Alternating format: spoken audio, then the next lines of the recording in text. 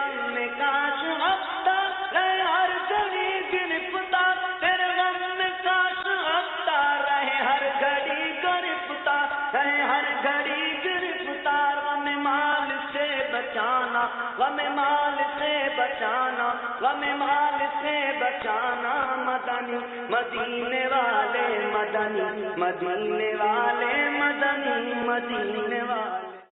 الحمد لله رب العالمين والصلاة والسلام على سيد المرسلين، أما بعد فأعوذ بالله من الشيطان الرجيم، بسم الله الرحمن الرحيم، الصلاة والسلام عليك يا رسول الله وعلى آلك وأصحابك يا حبيب الله، الصلاة والسلام عليك يا نبي الله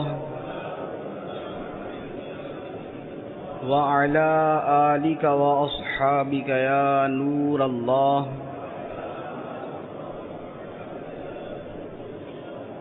سرکار دو عالم نور مجسم صلی اللہ تعالی علیہ وآلہ وسلم کا فرمان عالی شان ہے، جس نے مجھ پر ایک مرتبہ درود پڑھا، اللہ عز و جل اس پر 10 مرتبہ رحمت نازل فرماتا ہے اور اس کے 10 گناہ معاف فرما دیتا ہے اور اس کے 10 درجات بلند فرماتا ہے۔ صلو علی الحبیب۔ پیارے پیارے اسلامی بھائیوں،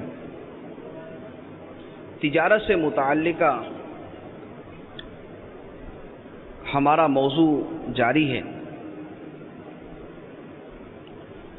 ہمارے کاروبار میں تجارت کی کون سی جائز اور ناجائز صورتیں رائج ہیں؟ مجموعی طور پر تو ان کی تعداد بہت زیادہ ہے۔ چند ایک چیزوں کے بارے میں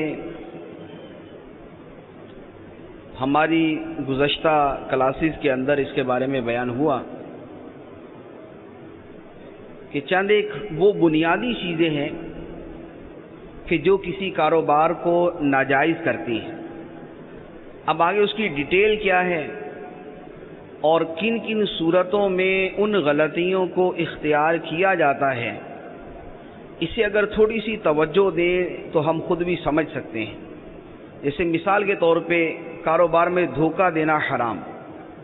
اب دھوکہ دینے کی کتنی صورتیں ہیں یہ تاجر خود سمجھ سکتا ہے کہ میں کہاں کس کو دھوکہ دے رہا ہوں، کس سے میں جھوٹ بول رہا ہوں، کس سے میں خیانت کر رہا ہوں، میں کتنا ملاوٹ کا مال بیچ رہا ہوں۔ تو اب یہ چند جو اصولی باتیں ہیں اگر ان کو ذہن میں رکھیں تو بہت ساری ناجائز اور حرام صورتیں ہمیں خود بخود سمجھ آ جائیں گی۔ تو چند ایک ناجائز صورتیں عرض کرتا ہوں۔ ان میں بہت سارے وہ صورتیں بھی ہیں جو ہمارے اسلامی بھائیوں کے ذہن میں آتی ہیں اور بکثرت ان کے متعلق سوالات کیے جاتے ہیں۔ اکثر و بیشتر سوال ہوتے ہیں کہ کاروبار کی اس صورت کے بارے میں کیا حکم ہے، تو ان سوالات کے جوابات بھی انشاءاللہ عز و جل آج کے اس درس میں ہوں گے۔ ایک سوال ہے کہ کتنا زیادہ مال کمایا جا سکتا ہے، کتنا مال ہم کما سکتے ہیں؟ 1 لاکھ، 10 لاکھ، 1 کروڑ، اس سے 100 گنا زیادہ کتنا مال کمانا جائز ہے؟ دوسرا یہ ہے کہ ہر وقت مال جمع کرنے کی فکر میں لگا رہنا کیسا ہے؟ ہر وقت مال جمع کرنے کی فکر میں لگا رہنا کیسا ہے؟ اور قلیل رزق پر قناعت نہ کرنا، قلیل رزق پر قناعت نہ کرنا، بے صبری کا مظاہرہ کرنا، یہ کیسا ہے؟ تو کتنا مال جمع کیا جا سکتا ہے اور ہر وقت جمع مال کی فکر میں لگا رہنا کیسا ہے؟ ترک قناعت کا کیا حکم ہے؟ اس کے بارے میں عرض یہ ہے کہ اللہ عز و جل نے ہمیں حلال و حرام کی حدود بیان فرما دی. یہ صورت حلال ہے اور یہ صورت حرام. اب حلال کے دائرے کے اندر رہتے ہوئے اگر کوئی شخص مال کماتا ہے، حلال کے دائرے میں رہتے ہوئے اگر کوئی شخص مال کماتا ہے تو اس کی کوئی حد بندی نہیں ہے کہ وہ اتنا مال کما سکتا ہے اور اس سے زیادہ نہیں کما سکتا. جیسے مثال کے طور پہ ایک آدمی نہ سود کھاتا ہے، نہ رشوت لیتا ہے، نہ دھوکہ دیتا ہے، نہ جھوٹ بولتا ہے، نہ ملاوٹ کرتا ہے، نہ وعدہ خلافی کرتا ہے. اسی طرح جو مال اللہ عز و جل اس کو عطا فرماتا ہے اس مال سے زکوٰۃ بھی ادا کرتا ہے، دیگر رشتہ داروں کے جو حقوق واجبہ ہیں وہ بھی ادا کرتا ہے، جو صدقات واجبہ ہیں وہ بھی ادا کرتا ہے، جیسے کفارات ہیں، صدقہ فطر ہے، قربانی ہے، حج لازم ہے، حج لازم ہوا وہ کرتا ہے، سال کے سال زکوٰۃ دیتا ہے. اگر جو حقوق واجبہ ہیں وہ ادا کرتا ہے اور بوقت ضرورت جہاں جہاں خرچ کرنے کا شریعت حکم دیتی ہے اس حکم پر عمل کرتا ہے، تو اس کے لیے مال کمانے کی کوئی حد نہیں ہے. اب وہ کروڑوں کمائے، وہ اربوں روپیہ کمائے، اس میں شرعی اعتبار سے کوئی حرج نہیں. تو مال کمانے کی حد یہ ہے کہ حدود شریعت کا لحاظ کیا جائے. مال کمانے کی حد یہ ہے کہ حدود شریعت کا لحاظ کیا جائے اور اس مال کے متعلق جو شریعت کے احکام ہیں ان کو پورا کیا جائے. اگر ان دو چیزوں کا کوئی آدمی خیال رکھتا ہے تو اس کے لیے مال کمانے کی کوئی حد نہیں. اور دوسری بات کہ ہر وقت مال کمانے کی فکر میں لگے رہنا، ہر وقت مال کمانے کی فکر میں لگے رہنا، اس کے بارے میں قلیل روزی پر قناعت نہ کرنا اور ہر وقت اسی کا روتے رہنا. ایک تو اس میں ترک توکل کی صورت ہے کہ اللہ عز و جل پر توکل کا جو تقاضا ہے وہ یہ ہے کہ آدمی بے صبری اور ناشکری کا مظاہرہ نہ کرے، قلیل روزی پر قناعت اختیار کرے اور بے قراری اور شکوہ و شکایت کو اپنا وتیرہ نہ بنائے. ہر وقت یہ روتے رہنا، گزارا نہیں ہو رہا، مر گئے، لٹ گئے، یہ ہو گیا وہ ہو گیا، ہر وقت یہی کرتے رہنا. اگرچہ گزارا ہو رہا ہے، بقدر کفایت گزارا ہو رہا ہے، ہاں تعیشات نہیں ہیں، عیش اور تلذذات نہیں ہیں، بہت زیادہ سہولتیں نہیں ہیں، تو ان کا رونا اور ان پر بے صبری کا اظہار کرنا یہ شرعاً ناپسندیدہ ہے. سرکار دو عالم صلی اللہ تعالیٰ علیہ وآلہ وسلم کی ایک حدیث مبارک غور سے سماعت فرمائیے. سرکار دو عالم صلی اللہ تعالیٰ علیہ وآلہ وسلم فرماتے ہیں من راضی من اللہ بالیسیر من الرزق رضی اللہ منہ بالقلیل من العمل. جو اللہ کے دیے ہوئے تھوڑے رزق پر اللہ سے راضی رہتا ہے، جو اللہ کے دیے ہوئے تھوڑے رزق پر اللہ سے راضی رہتا ہے، اللہ تعالیٰ اس کے کیے ہوئے تھوڑے عمل پر اس سے راضی ہو جاتا ہے. جو اللہ کے دیے ہوئے تھوڑے رزق پر اللہ سے راضی ہے، اللہ تعالیٰ اس کے تھوڑے عمل پر اس سے راضی ہو جاتا ہے. تو اس لیے قلیل رزق ہے تو قناعت اختیار کریں. بے صبری، شکوہ و شکایت اور اس کی وجہ سے ہر وقت مال جمع کرنے میں مصروف رہنا یہ شرعاً ناپسندیدہ ہے. پھر اس میں ایک اور چیز بھی ہے کہ مال جمع کرنے میں ایک اور حد وہ یہ ہے کہ مال جمع کرنے کی وجہ سے کسی ناجائز کام کا ارتکاب نہ کرنا پڑے اور کسی فرض یا واجب کا ترک اس سے لازم نہ آئے، کسی فرض یا واجب کا ترک اس سے لازم نہ آئے.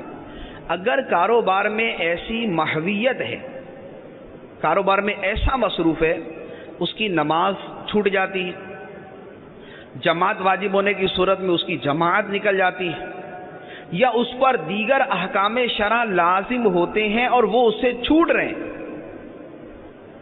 تو ایسی مال کی محبت اور ایسی مال کی تلاش حرام ہے جس کام کی وجہ سے فرض چھوٹ جائے. اب خواہ وہ گپے مارنے کی وجہ سے فرض چھوٹا، خواہ وہ کاروبار کی وجہ سے فرض چھوٹا، خواہ وہ روزی کمانے کی وجہ سے فرض چھوٹا، جس کی وجہ سے فرض یا واجب ترک ہو جائے وہ کام بذات خود ناجائز ہو جاتا ہے. امام اہل سنت مجدد دین و ملت مولانا شاہ امام احمد رضا خان علیہ رحمۃ الرحمٰن نے فتاوی رضویہ شریف میں اس کی کئی مثالیں بیان فرمائیں، حتیٰ کہ یہاں تک ارشاد فرمایا کہ دنیاوی تعلیم میں ایسا مگن ہونا کہ اس کی وجہ سے ضروری دینی تعلیم چھوٹ جائے. دنیاوی تعلیم میں ایسا مگن ہونا کہ ضروری دینی تعلیم چھوٹ جائے، یہ اس دنیاوی تعلیم کو بھی ناجائز کر دیتی. تو اب اسی کو آپ سمجھ لیں کہ اگر کاروبار کی وجہ سے نماز چھوٹتی، اگر کاروبار کی وجہ سے جماعت چھوٹتی ہے، اگر کاروبار کی وجہ سے دیگر فرائض و واجبات ترک ہوتے ہیں تو اس کاروبار کے اوپر بھی یہی حکم ہوگا. تو کاروبار میں دنیا کمانے میں ایسا مصروف ہونا کہ جس کی وجہ سے فرض و واجب چھوٹ جائے یا اس کی وجہ سے گناہ میں پڑنا پڑے، یہ صورت ناجائز. ایک اور حدیث مبارک سرکار دو عالم صلی اللہ تعالی علیہ وآلہ وسلم نے قناعت کا درس دیتے ہوئے ارشاد فرمایا خصلتان من کانتا فیہ کتبہ اللہ شاکرا صابرا. فرمایا دو خصلتیں ایسی ہیں جس آدمی میں وہ خصلتیں پائی جائیں اللہ تعالیٰ اسے صبر کرنے والا اور شکر کرنے والا لکھ دیتا ہے.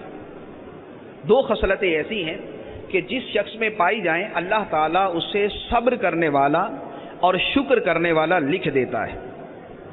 پہلی خصلت کہ دین کے اندر اپنے سے اوپر والے کو دیکھے، دین کے اندر اپنے سے اوپر والے کو دیکھے اور اس کی پیروی کرے، اور دنیا کے اندر اپنے سے نیچے والے کو دیکھے اور اللہ نے جو اس کو زیادہ دنیا عطا فرمائی اس پہ اللہ کی حمد کرے. جو دوسرے سے زیادہ اس کو سہولیات ملی، دوسرے سے زیادہ اس کو جو ہے اللہ تعالیٰ نے رزق عطا فرمایا، اس پہ اللہ کی حمد کرے. دین میں اپنے سے اوپر والے کو دیکھے اور اس کی پیروی کرے، اور دنیا میں اپنے سے نیچے والے کو دیکھے اور اس پر اللہ کی حمد کرے، اللہ تعالیٰ کا شکر ادا کرے. اور دو خصلتیں ایسی ہیں کہ جس میں پائی جائیں اللہ تعالیٰ نہ اسے صبر کرنے والا لکھے گا نہ اسے شکر کرنے والا لکھے گا. وہ یہ کہ دین کے اندر اپنے سے نیچے والے کو دیکھے، دین میں اپنے سے نیچے والے کو دیکھے اور دنیا میں اپنے سے اوپر والے کو دیکھے کہ اس کا مال مجھ سے زیادہ، اس کا سرمایہ مجھ سے زیادہ، اس کا مکان مجھ سے اچھا، اس کا لباس مجھ سے اچھا. تو دنیا کے اندر اپنے سے اوپر والے کو دیکھے گا تو بے صبری، بے قراری، ترک قناعت کا شکار ہوگا، اور دین کے اندر اپنے سے اوپر والے کو دیکھے گا اور اس کی پیروی کرے گا کہ وہ نیک ہے، اس کا تقوی زیادہ میں اس کی پیروی کروں گا، اس کی نمازیں زیادہ میں اس کی پیروی کروں گا، اس کے نوافل زیادہ میں اس کی پیروی کروں گا، اس کا ذکر اللہ زیادہ میں اس کی پیروی کروں گا، اس کی نیکی کی دعوت زیادہ میں اس کی پیروی کروں گا. تو دین کے اندر اپنے سے اوپر والے کو دیکھے اور دنیا کے اندر اپنے سے نیچے والے کو دیکھے. تو یہ ایک وہ اجمالی سا جو ہے وہ ایک معروض ہے کہ دین اور دنیا کے معاملے کے اندر بیلنس کس طرح برقرار رکھیں اور دین اور دنیا کمانے میں اور دین کمانے کے اندر اپنے آپ کو کس حد پر رکھیں. ایک اور سوال، عمومی طور پر کاروبار میں برکت نہ ہونے کی وجہ کیا؟ کاروبار میں برکت نہ ہونے کی وجہ کیا؟ اس کی بنیادی طور پر دو وجہ ہیں. ایک تو ان امور کا ارتکاب کرنا جن سے اللہ اور اللہ کے رسول صلی اللہ علیہ وسلم نے منع کیا، ان کاموں کا ارتکاب کرنا جن سے اللہ اور اللہ کے رسول صلی اللہ علیہ وسلم نے منع کیا. دھوکے سے منع کیا، جھوٹ سے منع کیا، خیانت سے منع کیا، ملاوٹ سے منع کیا، ان چیزوں سے منع کیا. اب جو ان کا ارتکاب کرتا ہے اس کے کاروبار سے برکت ختم کر دی جاتی. اور یہ دنیاوی طور پہ بھی مشاہدہ ہے کہ ہمیں کسی کے بارے میں پتہ ہے کہ یہ خریدنے والے کو دھوکہ دیتا ہے، ہم اس کے پاس نہیں جائیں گے، ہمیں پتہ ہے یہ جھوٹ بولتا ہے خریدار سے، ہم اس کے پاس نہیں جائیں گے، ہمیں پتہ ہے یہ ملاوٹ والا مال بیچتا ہے، ہم اس کے پاس نہیں جائیں گے۔ تو جن کاموں سے اللہ اور اللہ کے رسول صلی اللہ علیہ وسلم نے منع کیا ہے، ان کاموں کا ارتکاب جو کرے گا اس کے کاروبار میں، اس کے رزق میں برکت نہیں رہے گی۔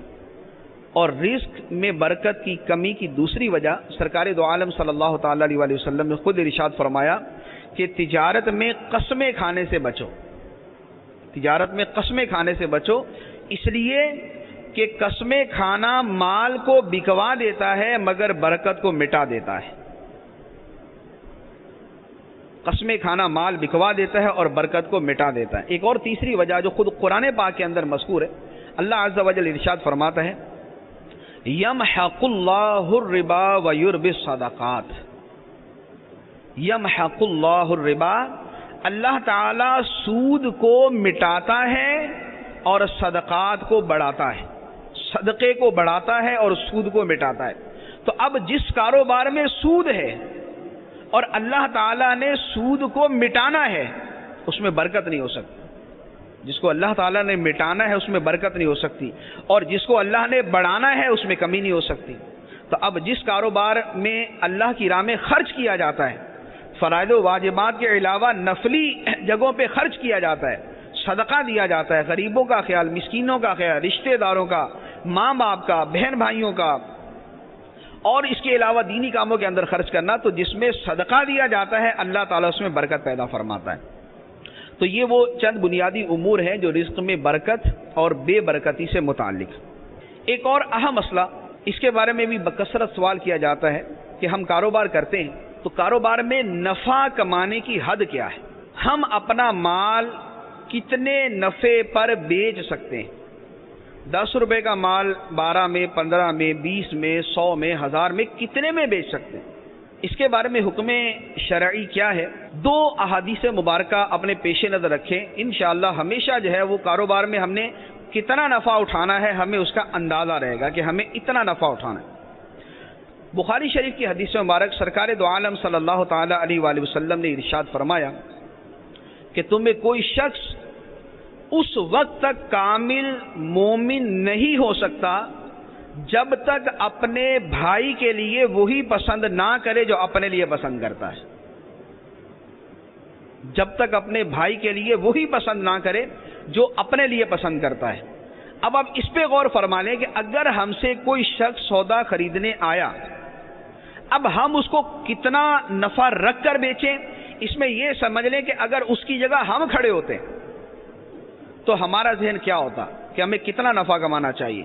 10 روپے کی چیز اگر کوئی ہمیں 40 روپے کی بیچ دے تو اب ہمارے دل پہ کیا گزرتی ہے؟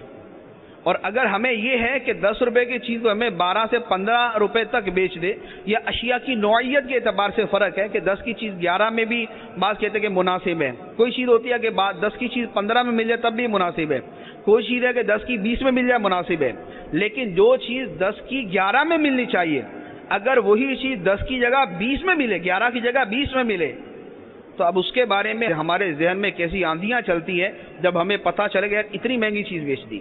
تو جو صورت ہم اپنے بارے میں پسند کرتے ہیں وہی اپنے مسلمان بھائی کے بارے میں پسند کریں۔ تو سودے کے اندر، نفع کے اندر اگر یہ حد رکھ لی جائے کہ جتنا نفع ہم دوسرے کو دینا پسند کرتے ہیں، جو شے ہم بیچ رہے وہ ہم نے بھی تو خریدی ہوتی، عمومی طور پر جو شے ہم بیچ رہے وہ ہم نے خریدی ہوتی، اب خریدتے ہوئے ہم کس طرح بارگیننگ کرتے ہیں، کس طرح اس کو کم کرنے کی کوشش کرتے ہیں، کس حد تک ہمارا ذہن ہوتا ہے کہ بھائی اتنا نفع دیں، اس سے زیادہ نہ دیں۔ تو جتنا خریدنے کے اندر آپ کا ذہن تھا تو مارکیٹ کے حساب سے اتنا اپنے سامنے رکھے، دوسرے کو آپ بیچنے کی کوشش کریں۔ تو نفع کے اندر مناسب حد یہ ہے کہ جتنے میں ہم خود خریدنا پسند کرتے ہیں، یعنی اگر ہول سیل ہے یا ریٹیل کے اندر ہے، جو بھی صورت ہے، تو جتنا نفع ہم دوسرے کو دینا پسند کرتے ہیں اتنے نفع کے اوپر ہم آگے بیچنے کی کوشش کریں۔ ایک بات، دوسری بات یہ کہ تجارت کا معاملہ یہ نہیں ہے کہ دینداری، تقوی، پرہیزگاری، خوف خدا، مسلمانوں کے ساتھ خیر خواہی، مسلمانوں سے محبت، ان کی مشکلات دور کرنا، ان کی پریشانی دور کرنا، یہ صرف کاروبار کے علاوہ معاملات میں۔ کاروبار کے اندر بھی مسلمان سے خیر خواہی کرنا، مسلمان کی بہتری چاہنا، اسے نقصان سے پہنچانا، یہ کاروبار کے اندر بھی۔ آخر جھوٹ، خیانت، دھوکہ، ملاوٹ یہ حرام کیا تو کیوں؟ اس لیے کہ مسلمان کو نقصان پہنچے گا اس سے۔ تو مسلمان کی خیر خواہی جو ہے یہ کاروبار میں مقصود ہونی چاہیے۔ اب تجارت کے اندر اگر کوئی دوسرے کی خیر خواہی کرتا ہے اور مسلمان کے ساتھ حسن سلوک کرتا ہے تو اس کا نفع کیا ہے؟ ایک حدیث مبارک سنیے، سرکار دو عالم صلی اللہ تعالیٰ علیہ وآلہ وسلم نے ارشاد فرمایا، مسلم شریف کی حدیث، فرمایا کہ پچھلی امتوں میں ایک شخص کی موت کا وقت آیا، فرشتے اس کی روح قبض کرنے آئے۔ اب جب اس کی روح قبض کرنے لگے تو اس سے کہا کہ تم نے زندگی میں کوئی نیکی کی ہو تو بتاؤ، زندگی میں کوئی نیکی کی ہو تو بتاؤ۔ اس نے کہا یاد نہیں، مجھے یاد نہیں کہ میں نے زندگی میں کوئی نیکی کی ہو۔ اور جو یہ مرنے والا شخص تھا وہ تھا تاجر، تجارت کرتا تھا۔ فرشتوں نے کہا یاد کرو کوئی نیکی کی ہو۔ اس نے کہا نہیں کوئی نہیں۔ پھر فرشتوں نے کہا نہیں کوئی مزید یاد کرو کوئی نیکی کی ہو۔ تو اس نے کہا ہاں ایک بات مجھے یاد ہے کہ میں نے اپنے ملازموں کو یہ کہہ رکھا تھا اگر کوئی سودا خرید کے جائے اور وہ تنگ دست ہو تو اس کو اس کا قرضہ معاف کر دینا، قیمت ہی معاف کر دینا، اور اگر فراخ دست ہے یعنی وہ رقم دے سکتا ہے بآسانی بخوشی اپنا قرض چکا سکتا ہے تو اس کے ساتھ نرمی کا معاملہ کرنا، تنگ دست کو معاف کر دینا اور فراخ دست کے ساتھ نرمی کا معاملہ کرنا۔ جب اس آدمی نے یہ جواب دیا تو اللہ عز و جل نے فرشتوں سے ارشاد فرمایا کہ یہ بندہ ہو کر میرے بندوں سے نرمی کا معاملہ فرماتا ہے، میں اس سے زیادہ حقدار ہوں کہ میں اس کے ساتھ نرمی کا معاملہ فرماؤں۔ اے فرشتوں اس کی روح قبض کر کے اس کو جنت میں لے جاؤ۔ تو تجارتی معاملات میں بھی اگر کوئی دوسروں کی خیر خواہی کرتا ہے، ان کے ساتھ حسن سلوک کرتا ہے، ان کے ساتھ محبت سے پیش آتا ہے، ان کے ساتھ نرمی کرتا ہے تو اس کے لیے بھی بشارت، اس کے لیے بھی فضیلت موجود ہے۔ تو یہ کہ نفع کمانے کے اندر اور تجارتی معاملات کے اندر دینداری کی اس صورت کو بھی اپنے پیش نظر رکھنا چاہیے کہ ہم نے ہر ایک کے ساتھ خیر خواہی کا معاملہ کرنا ہے۔ حدیث مبارک ہے کہ دین خیر خواہی کا ہی نام ہے، دین خیر خواہی کا ہی نام ہے۔ تو عرض کیا کس کے ساتھ؟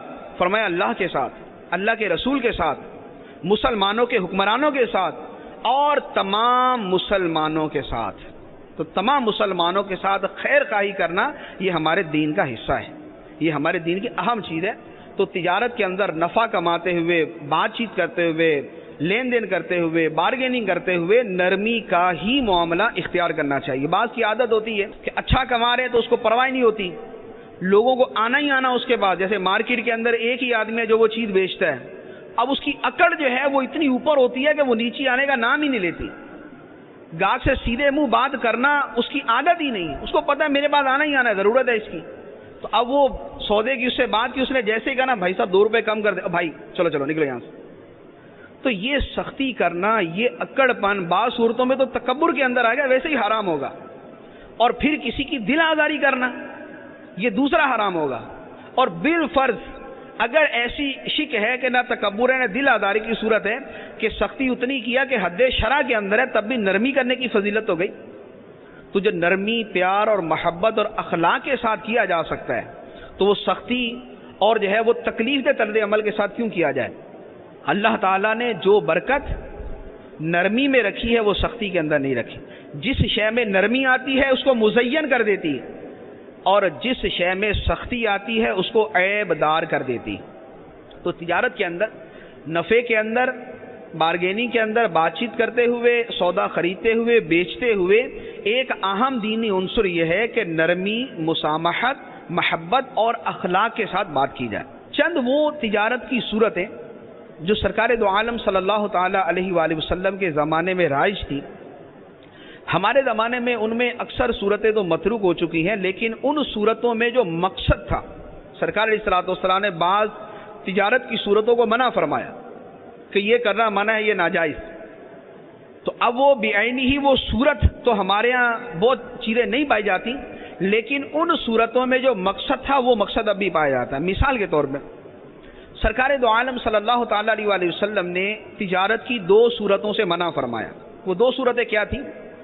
عربی میں ایک کا نام ہے بے ملامسہ اور ایک کا نام ہے بے منامزہ. بے ملامسہ کیا؟ مثال کے طور پہ ہم کپڑے کی دکان پر گئے، جو اس زمانے میں رائج صورت تھی. کپڑے کی دکان پر گئے، اب ہم نے کپڑے دیکھتے ہوئے جس کپڑے کو چھو لیا اس کپڑے کا سودا ہو گیا. نہ اس کو کھول کے دے سکتے ہیں، نہ اس میں خرابی نکلی تو اس کو واپس کر سکتے ہیں. اس کو بس چھو لینا جو ہے یہ اس بات کے لیے کافی ہے کہ سودا ہو گیا. اس کو عربی میں کہتے تھے بے ملامسہ. نبی کریم علیہ الصلوۃ والسلام نے اس سے منع فرمایا. اسی طرح دوسری صورت بے منابضہ. بے منابضہ یہ ہے کہ آپس میں بات چیت کرتے ہوئے دکاندار نے کپڑا اٹھا کے اگر گاہک کی طرف پھینک دیا تو اس کا سودا ہو گیا. یا جو ہے وہ خریدار نے جو ہے وہ کینکری اس کے ہاتھ میں دے دیتے تھے تو کینکری مارتا تھا تو جس کپڑے کے اوپر گر گئی اس کا سودا ہو گیا. اب اس کو کھول کے دیکھنا یا اس کے اندر عیب پایا جا رہا ہے اس کا کوئی اعتبار نہیں ہوتا تھا. اب ہمارے یہاں یہ صورتیں تو نہیں ہیں سوائے یہ آخری صورت کے، یہ جو کینکری پھینکنے والی صورت ہے، کہ ہمارے یہاں وہ جوئے کے اندر یہ صورت استعمال ہوتی ہے کہ وہ نمائش وغیرہ لگتی ہے تو اس میں بہت ساری چیزیں رکھی، ریڈیو رکھا ہوا، موبائل رکھا ہوا، اور چیزیں رکھی ہوئی ہیں، اور ایک وہ رنگ سی ملتی ہے وہ پھینکنی ہوتی ہے. تو یہ رنگ پھینکتے جس چیز کے اوپر آ گئی تو وہی شے اس کی ہو گئی. لیکن یہ صورت جوئے کی ہوتی ہے کہ 10 روپے میں 1 مرتبہ رنگ پھینکنا ہے. اب اگر کسی شے پر آ گیا تو وہ شے اپنی ہو گئی اور نہیں آیا تو 10 روپے گئے. تو یہ تو خالص جوئے کی صورت ہوتی ہے. یہاں جو ہے یہ تجارت کی صورت. تو اب ان صورتوں کے اندر اصل جو ممانعت کی وجہ ہے وہ کیا ہے کہ شریعت نے یہ اختیار دیا ہے کہ خریدنے والا شے کو دیکھے، پرکھے، اس کی خوبی خامی پر مطلع ہو، پھر اپنی خوشی کے ساتھ اس کو خریدے. سودا دیکھنا، پرکھنا، اس کے عیب پر مطلع ہونا یہ خریدار کا حق ہے.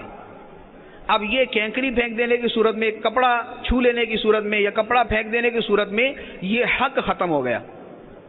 تو اب ہمارے ہاں رائج صورتوں کے اندر کسی آدمی نے بن دیکھے کوئی شے خرید لی، بن دیکھے کوئی شے خریدی تو دیکھنے کے بعد اسے اختیار حاصل ہے کہ اسے رکھے یا اسے نہ رکھے. یہ شریعت نے خیار رویت دیکھنے کا اختیار دیا ہے، یہ دیکھنے کا اختیار ہے. ایک دوسری بات کہ وہاں یہ تھا کہ اب جو شے جس کو چھو لیا یا جس کو پھینک دیا اس کو پکڑ لیا تو اس کا سودا ہو گیا، خواہ اس کے اندر 100 عیب نکل آئیں. ہمیں شریعت نے اختیار دیا ہے کہ اگر سودے میں عیب نکلے گا تو خریدار کو اختیار ہوگا کہ اس کو واپس کرے. اب یہ اختیار جو ہے یہ اس صورت میں باقی نہیں تھا. اب یہ اختیار والی صورت ہمارے زمانے میں موجود ہے کہ ہمارے زمانے میں وہ صورت نہ بھی ہو تو جو بھی صورت کاروبار کی ہے اگر اس میں سودے میں، سامان میں بعد میں عیب نکلتا ہے کہ وہ خرابی نکلتی تو اس کی وجہ سے خریدار کو واپس کرنے کا اختیار ہوگا. تو یہ اختیار جو ہے یہ ہمارے زمانے کے اندر بھی باقی. تو یوں تجارت کی بہت ساری صورتیں تھیں جو سرکار دو عالم صلی اللہ تعالی علیہ وسلم کے زمانے میں رائج تھی اور سرکار علیہ الصلوۃ والسلام نے اسی طرح کے امور کی وجہ سے انہیں منع کیا. ایک اور صورت جو اس زمانے میں رائج تھی اور اب بھی یہ صورت رائج ہے وہ کیا ہے؟ عربی کے اندر لفظ ہے نون جیم شین، نجش. نجش کیا ہے؟ یہ ہمارے یہاں مارکیٹوں میں آپ نے دیکھا ہوگا، بولی لگانا شروع کرتے 10 روپے کی چیز ہے، 4000 روپے کی بولی شروع 10 روپے کی. ایک آدمی نے کہا 15 روپے، دوسرے نے کہا 20، 25، 30. اب یہاں پر 2 صورت ہیں. ایک تو یہ ہے کہ واقعتاً کسی شے کی بولی لگائی جائے. جیسے مثال کے طور پہ کسی آدمی نے کوئی بیڈ بیچنا ہے. اب بیڈ اس نے اس کی قیمت لگائی کہ 2000 روپے. ایک نے کہہ دیا جی میں 2500 دوں گا، دوسرے نے کہا میں 2600 روپے دوں گا. یہ سودا ڈن ہو گیا، یہ شے بیچ دی. یہ جو بولی لگانے کی بے ہے، نیلامی کی بے، یہ شرعی اعتبار سے جائز ہے. یہ جائز. عربی کے اندر اس کے لیے لفظ ہے بیع من یزید. حدیث مبارک میں یہ ثابت ہے. سرکار دو عالم صلی اللہ تعالی علیہ وسلم نے ایک مرتبہ ایک صحابی کی چادر اس طریقے سے بیچ کر، اس کا پیالہ بیچ کر جو ہے وہ اس کو کلاڑی اور وہ جو ہے وہ اس کے ساتھ جو ڈنڈا ہوتا ہے وہ خرید کے دیا تھا کہ لکڑیاں کاٹ کے بیچو اور اپنا گزارا کرو. تو یہ حدیث مبارک میں ثابت. لیکن جو صورت یہاں عرض کرنا مقصود ہے جس کو نجش کہتے ہیں وہ کیا ہے؟ وہ یہ ہے کہ دکاندار نے ایک اپنا آدمی رکھا ہوتا ہے جس کا مقصد شے خریدنا نہیں ہے، بولی بڑھانا ہے. کہ اب کسی نے کہا جی 4,000 روپے، تو یہ جو دکاندار کا اپنا آدمی ہے بولے گا 4100 روپے. اب کسی نے کہہ دیا 4200 روپے، تو یہ بولے گا 4400 روپے. تو یہ جو دکاندار کے اپنے آدمی رکھے ہوتے ہیں کہ جن کا مقصد صرف بولی بڑھانا ہوتا ہے، یہ نجش کی جو یہ صورت ہے یہ ناجائز ہے، یہ حرام ہے کہ اس میں دوسروں کو دھوکہ دیا جا رہا ہے. اس میں دوسرے کو دھوکہ دیا جا رہا ہے. تو جہاں پر دھوکے کی صورت ہے کہ چیز کی قیمت ہے 4,000 روپے اور یہ اپنا آدمی رکھ کر اس کی قیمت بڑھائی جا رہی ہے کہ 5,000 تک پہنچا دیں، 5,500 تک پہنچا دیں، 6,000 تک پہنچا دیں، یہ دھوکہ دینے کے لیے جو آدمی رکھا ہوا یہ آدمی رکھنا حرام، اس آدمی کا یہ فعل کرنا حرام. تو یہ مہذب غیر مہذب دونوں طرح کے تاجروں کے اندر پایا جاتا ہے، یعنی بالکل ہی بازاری قسم کے جو تاجر ہیں ان میں بھی ہے، اور بڑے بڑے معززین کے جو دفتر میں بیٹھے ہوتے ہیں اور فون کے اوپر کروڑوں کی تجارت کر رہے ہیں تو وہ بھی اس طریقے سے کرتے ہیں کہ بیٹھے ہوئے کسی کو کہا ہوا کہ بھائی پارٹی آئے گی تو فون کے اوپر مجھ سے بات کرنا کہ یہ چیز جو ہے نا وہ اتنے کی میں خریدنا چاہتا ہوں.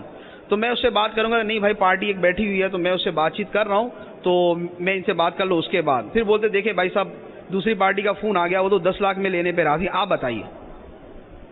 تو یہ بڑے بڑے جو ہے وہ دفتروں کے اندر بھی یہ صورت جو ہے یہ پائی جاتی ہے کہ بولی بڑھانے کے لیے خود اپنا آدمی رکھا ہوا ہوتا ہے. تو یہ نجش یہ جو صورت ہے یہ حرام ہے، یہ کرنا ناجائز. اسی طرح ایک اور صورت سرکار دو عالم صلی اللہ تعالی علیہ وآلہ وسلم نے فرمایا کہ قرض اور تجارت دونوں کو اکٹھا کرنا ناجائز ہے. قرض اور تجارت دونوں کو اکٹھا کرنا ناجائز. اس کی صورت کیا یہ سن لیجئے. ایک آدمی کو کوئی شے بیچ رہے ہیں اور اس شرط پر بیچتے ہیں کہ تمہیں یہ شے اس شرط پہ بیچتا ہوں کہ تم مجھے اتنا قرضہ دو. تو یہ جو نفع ہے یہ سودا بیچنا جو ہے یہ قرض کے اوپر مشروط ہے، یہ صورت ناجائز. ہمارے یہاں اس کی کیا صورت پائی جاتی ہے وہ آپ ذہن میں رکھیں. ہمارے یہاں آڑتیوں کا کام ہوتا ہے. آڑتی جو سبزیاں اور جو ہے پھل فصلیں گندم یہ وہ مارکیٹ کے اندر آڑتی ہوتے ہیں یہ خریدتے ہیں، اور بھی بہت ساری چیزوں میں آڑت ہوتی ہے. اب آڑتی کیا کرتے ہیں کہ کسان کو بیج کی رقم دیتے ہیں کہ بھائی تمہیں یہ 25,000 روپے ہم نے کھاد اور بیج کے قرض دیے، لیکن شرط یہ ہے کہ اپنی فصل بیچنی ہمیں، اپنی فصل بیچو گے ہمیں. یہ قرض دیا اور اس کے اوپر شرط یہ ہے، بعض اوقات شرط زبانی جو ہے وہ بول دیتے ہیں، بعض اوقات بولتے نہیں ہیں، لیکن طے ہوتی ہے کہ اس نے دینا ہی ہے، یعنی یہ اندرون خانہ طے ہوتا ہے یہ کہ اس نے دینی ہے. تو یہ جو قرض دیا اس شرط پر کہ تم نے اپنا مال ہمیں ہی بیچنا ہے، یہ شرط لگانا یہ ناجائز ہے. یہ اسی قرض پر نفع اٹھانے کے مترادف ہے، یہ سود ہے، یہ حرام. اب اسی کے اوپر آپ اور بہت ساری صورتیں جو ہے وہ کر سکتے ہیں کہ کسی آدمی نے کوئی بھی کاروبار کرنا ہے، اس کو قرض دیا کہ ٹھیک ہے بھائی آپ جو ہے وہ اپنا سودا خریدیں کام کریں، لیکن شرط یہ ہے کہ آپ یہ سودا بیچیں گے مجھے. جیسے کسی جگہ سے آدمی نے کوئی مال منگوانا ہے، اب وہ خود منگوا نہیں سکتا مصروفیت کی وجہ سے یا کسی بھی وجہ سے، دوسرے کو پیسے دیے کہ تم مال منگواؤ لیکن مال منگوانے کے بعد بیچنا مجھے. تو یہ شرط رکھنا کہ تمہیں قرض اس شرط پر دیتا ہوں کہ تم اپنا مال مجھے ہی بیچو گے، یہ شرط رکھنا ناجائز و حرام اور یہ سود کے زمرے میں داخل ہے. تو اب اس سے متعلقہ ملتی جلتی جتنی صورتیں وہ آپ خود سمجھ لیں کہ قرض دیتے ہوئے کوئی بھی شرط لگانا، یہ 2-3 صورتیں میں نے عرض کی ہیں. اب اپنے اپنے کاروبار کے اعتبار سے سمجھ لیں کہ قرض دے کر اس طرح کی شرط لگانا، جہاں پر بھی قرض دے کر نفع اٹھانا پایا جائے گا وہاں پر سود پایا جائے گا اور وہ صورت حرام ہوگی. تجارت کی ناجائز صورتوں میں بہت زیادہ پائی جانے والی صورت کہ عیب دار شے کو بغیر عیب بتائے بیچنا. عیب دار شے کو بغیر عیب بتائے بیچنا. صدر الشریعہ بدر الطریقہ مولانا امجد علی آدمی رحمۃ اللہ علیہ بہار شریعت کے 11ویں حصے میں ارشاد فرماتے ہیں کہ عیب دار شے کو بغیر عیب بتائے بیچنا حرام اور گناہ کبیرہ ہے. حرام اور گناہ کبیرہ ہے. سرکار دو عالم صلی اللہ تعالی علیہ وآلہ وسلم نے فرمایا کہ جس نے عیب دار شے کو بیچا اور اس کے عیب کو ظاہر نہ کیا وہ ہمیشہ اللہ تعالیٰ کی ناراضگی میں رہے گا. اور ایک دوسری روایت میں ہے کہ جس نے عیب دار شے کو بیچا اور اس کے عیب کو ظاہر نہ کیا اس پر ہمیشہ اللہ کے فرشتے لعنت کرتے رہتے ہیں۔ ایک اور حدیث مبارک سرکار دو عالم صلی اللہ تعالی علیہ وسلم نے فرمایا کہ مسلمان کا بھائی ہے، اور جب مسلمان اپنے بھائی کے ہاتھ کوئی چیز بیچے جس میں عیب ہو تو جب تک عیب بیان نہ کرے اس کے لیے بیچنا حلال نہیں۔ ایک اور مشہور روایت، نبی کریم صلی اللہ تعالی علیہ وسلم غلے کی ایک ڈھیری کے پاس سے گزرے، اس میں ہاتھ ڈالا تو اس میں تری محسوس ہوئی۔ سرکار صلی اللہ علیہ وسلم نے فرمایا کہ اے غلے والے یہ کیا ہے؟ کہ اوپر خشک اور نیچے جو ہے وہ تر اور بھیگی ہوئی جو ہے وہ غلہ ہے۔ تو اس نے عرض کیا کہ حضور بارش ہو گئی تھی تو اس کی وجہ سے بھیگ گیا۔ تو فرمایا کہ وہ جو بھیگا ہوا تھا وہ اوپر کیوں نہیں کر دیا؟ جو بھیگا ہوا تھا وہ اوپر کیوں نہیں کر دیا؟ جو دھوکہ کرے اس کا ہم سے کوئی تعلق نہیں، جو دھوکہ دے اس کا ہم سے کوئی تعلق نہیں۔ تو اب یہ صورت کتنی رائج ہے کہ اوپر جو ہے وہ اچھا مال اور نیچے گھٹیا مال۔ کل جیسے میں نے پھلوں کی مثال عرض کی تھی، پھل ہے، سبزیاں ہیں، دکاندار ٹھیلے والے کے پاس جاتے ہیں، پھل خریدتے ہیں، ایک لمحے کے لیے نظر ادھر سے ادھر ہوئی اور ساتھ ہی جو ہے وہ خراب چیز جو ہے وہ تھیلی کے اندر منتقل۔ تو یہ صورتیں جتنی بھی ہیں یہ ساری صورتیں یہ ناجائز ہیں۔ تو تجارت میں عیب دار شے کو بغیر عیب بتائے بیچنا یہ حرام۔ عیب سے کیا مراد ہے؟ عیب کی تعریف ہے، صدر الشریعہ علیہ رحمہ ارشاد فرماتے ہیں کہ شریعت میں جس عیب کی وجہ سے شے کو واپس کیا جا سکتا ہے وہ ہے کہ جس کی وجہ سے تاجروں کی نظر میں چیز کی قیمت کم ہو جاتی۔ تاجروں کی نظر میں جس شے کی وجہ سے چیز کی قیمت کم ہو جاتی ہے وہ شے میں عیب شمار کیا جاتا ہے۔ جیسے مثال کے طور میں ہم بالکل کوئی ان ٹچ کوئی چیز خریدتے ہیں جو بالکل نیو ہے، 0 میٹر چیز ہے، وہ ہم خریدتے ہیں، اس کی قیمت کچھ اور ہے۔ اور جو شے کھلی ہوئی ہے ایک مرتبہ، جیسے گاڑی ہے اس کا انجن بنا ہوا، یا جیسے موبائل ہے ایک مرتبہ کھل چکا، ریپیئر ہو چکا، اس کی قیمت کچھ اور ہے۔ تو اب یہ چیز کا کھل جانا، الیکٹرانکس کی اگر چیزیں ہیں اس چیز کا کھل جانا جو ہے یہ اس کے اندر عیب ہے، یہ اس میں عیب ہے، اور یہ وہ عیب ہے کہ جس کا بتانا ضروری ہے۔ تو اب اگر کوئی ایسی چیز بیچی ہے تو پتہ ہی ہے کہ یوز کے اندر یہ چیز ہے، سیکنڈ ہینڈ چیز لے رہا ہوں میں تو اس کا تو پتہ ہی ہے کہ اس کے اندر جو ہے وہ یہ کھلی ہوتی ہے، ایک مرتبہ اس کی بنوائی ہو چکی ہوتی ہے۔ تو اب یہ سمجھ کے خرید رہا ہے کہ یہ نیو ہے بالکل، اور حقیقت کے اندر وہ شے بالکل نیو نہیں ہے بلکہ ایک مرتبہ کھل چکی ہے، یہ اس چیز کے اندر عیب ہے۔ اب اس عیب کا بتانا ضروری ہے۔ تو اب الیکٹرانکس کے اعتبار سے جس چیز کی وجہ سے شے کی قیمت کم ہو جاتی ہے وہ عیب، کپڑے کے اندر جس چیز کی وجہ سے کپڑے کی قیمت کم ہو جاتی ہے وہ عیب، جیسے رنگ کپڑے کا کچا ہے یا پکا، کپڑے کا بعد میں دھاگا تو نہیں نکل آئے گا، ایک وہ کپڑا ہے کہ جس کا دھاگا نہیں نکلتا، جس کے اوپر جو ہے وہ دانے سے نہیں نکلتے، دوسرا وہ کپڑا ہے کہ 1 مہینہ پہنیں گے اس کے دھاگے نکلنا شروع ہو جائیں گے، اس کے اوپر جو ہے وہ دانے سے نکلنا شروع ہو جائیں گے، یہ کپڑے کے اندر عیب ہے۔ اب یہ سمجھ کے خریدا جا رہا ہے کہ کپڑا اعلیٰ کوالٹی کا ہے، اچھا ہے، اور اس میں یہ عیب موجود ہے، اگر یہ موجود ہے تو اس کا بتانا ضروری ہے، اس کو بغیر بتائے بیچنا حرام۔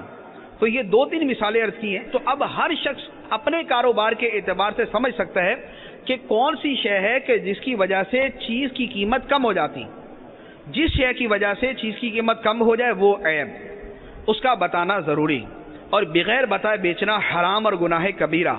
اور اگر بیچ دیا اور خریدار کو بعد میں پتہ چلا اور وہ واپس کرنے آئے تو اس کا واپس کرنا ضروری۔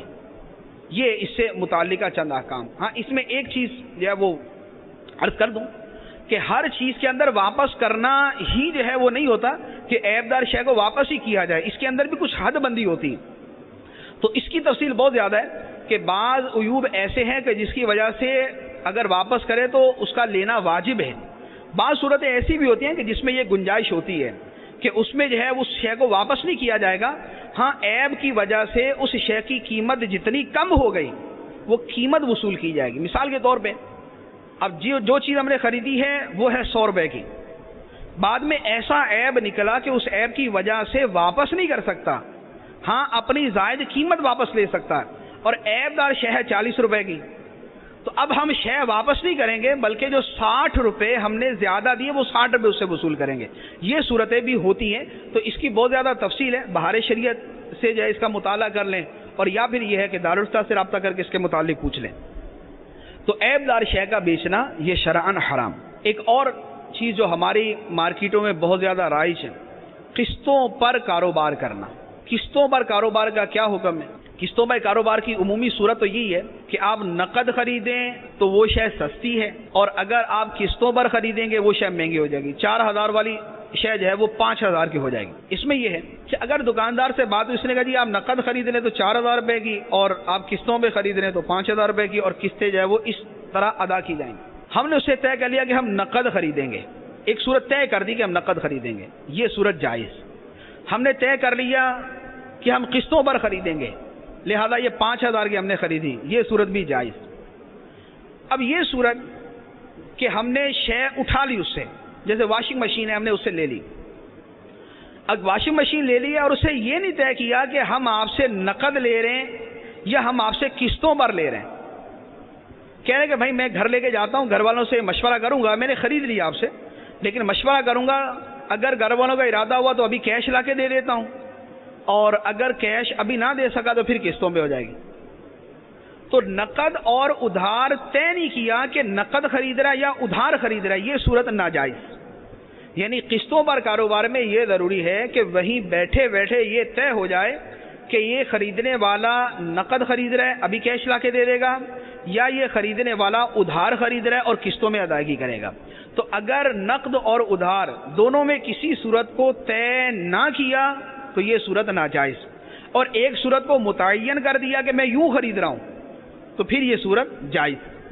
اب قسطوں کا کاروبار فی نفس ہی تو جائز، لیکن اس میں چند چیزوں کا مزید خیال رکھنا ضروری ہے. اگر ان میں کوئی شے پائی گئی تو یہی جو جائز صورت تھی یہ ناجائز بھی ہو سکتی ہے، یہ ناجائز ہو جائے. مثال کے طور پر اگر وقت پر قسط ادا نہ کی تو جرمانہ دینا پڑے گا.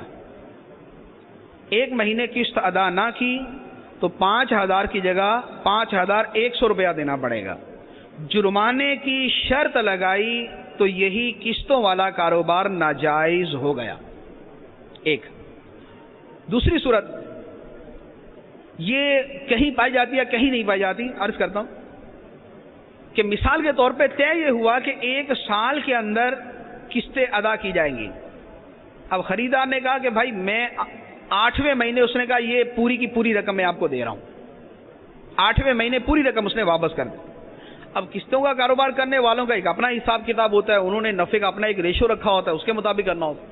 اب وہ کہتے ہیں کہ 8 مہینے پر اگر آپ نے ہمیں پوری رقم ادا کر دی تو بقیہ 4 مہینوں کا کرایہ دینا پڑے گا، بقیہ 4 مہینوں کا کرایہ دینا پڑے گا. تو یعنی قیمت کی ادائیگی کے بعد بھی بقیہ مہینوں کا کرایہ دینا پڑے گا، خواہ وہ بالکل معمولی سا ہو، خواہ وہ 100 روپے کرایہ ہو. اگر یہ شرط ہے تو یہ ناجائز، اور وہ جو کرایے کی مد میں لیا جائے گا وہ خالص حرام، کہ اس کے اوپر اصلاً ملک ہی حاصل نہیں ہوگی، وہ حرام.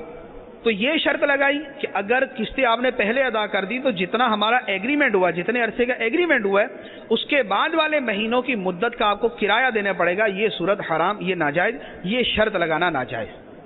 اسی طرح ایک شرط یہ رکھی جاتی ہے کہ ہم نے آپ کو یہ چیز دے دی، آپ قسطوں میں ادائیگی کریں، لیکن آپ اس شے کے مالک نہیں ہیں، آپ اس شے کے مالک نہیں ہیں، مالک ہم ہی ہیں. اب مالک آپ نہیں ہیں، یہ شرط رکھنا یہ ناجائز. شرعی اعتبار سے جب آپس میں ایجاب و قبول ہو جائے، جب آپس میں ایگریمنٹ ہو جائے، سودا طے ہو جائے، اور وہ شے خریدار کے قبضے میں چلی جائے تو یہ بیع، یہ تجارت، یہ خرید و فروخت مکمل ہو چکی، اس شے کا خریدنے والا مالک ہو چکا. تو اب یہ شرط رکھنا کہ جب تک آپ کی قسطیں پوری نہیں ہوں گی تب تک مالک ہم ہیں، یہ صورت جو ہے یہ ناجائز ہے. یہ شرط رکھی ہے تو یہ بھی ناجائز. اسی طرح ایک اور صورت بھی ہے، یہ بالکل یہ ایک نئی صورت جو ہے، یہ کچھ ہی عرصے سے جو ہے یہ مارکیٹ میں آئی ہے، کہ ہائر پرچیز. ہائر یہ کہ اس شے کا کرایہ بھی دیا جا رہا ہے، اور پرچیز یہ ہے کہ اس کی قسطیں بھی ادا کی جا رہی ہیں. مثال کے طور پہ میں نے ایک موٹر سائیکل خریدی. اب موٹر سائیکل خریدی ہے تو اس میں ایگریمنٹ یوں ہوا کہ آپ ماہانہ 2000 روپے دیں گے.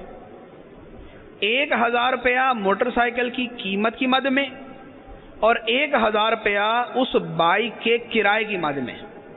یعنی 2000 روپے کو 2 حصوں میں ڈیوائڈ کیا. ایک حصہ جو ہے وہ قیمت کی مد میں ہے اور دوسرا حصہ جو ہے وہ اس کے کرائے کی مد میں. تو یہ ہائر بھی ہے, پرچیز بھی ہے. یہ یعنی کرائے پر بھی لی ہے اور یہ قیمتاً بھی لی ہے, یہ خریدی بھی ہے. تو یوں ہائر پرچیز کو جمع کر دینا, یعنی قیمت کو اور کرائے کو جمع کر دینا, یہ شرعی اعتبار سے ناجائز. سرکار دو عالم صلی اللہ تعالی علیہ وآلہ وسلم نے ایک سودے میں 2 سودے کرنے سے منع کیا. ایک سودے میں 2 سودے کرنے سے منع کیا. تو یہاں پر 2 سودے ہو رہے ہیں. ایک ہمارا ایگریمنٹ ہو رہا ہے کرائے کا اور دوسرا ہمارا ایگریمنٹ ہو رہا ہے اس سے خرید و فروخت کا, تجارت کا.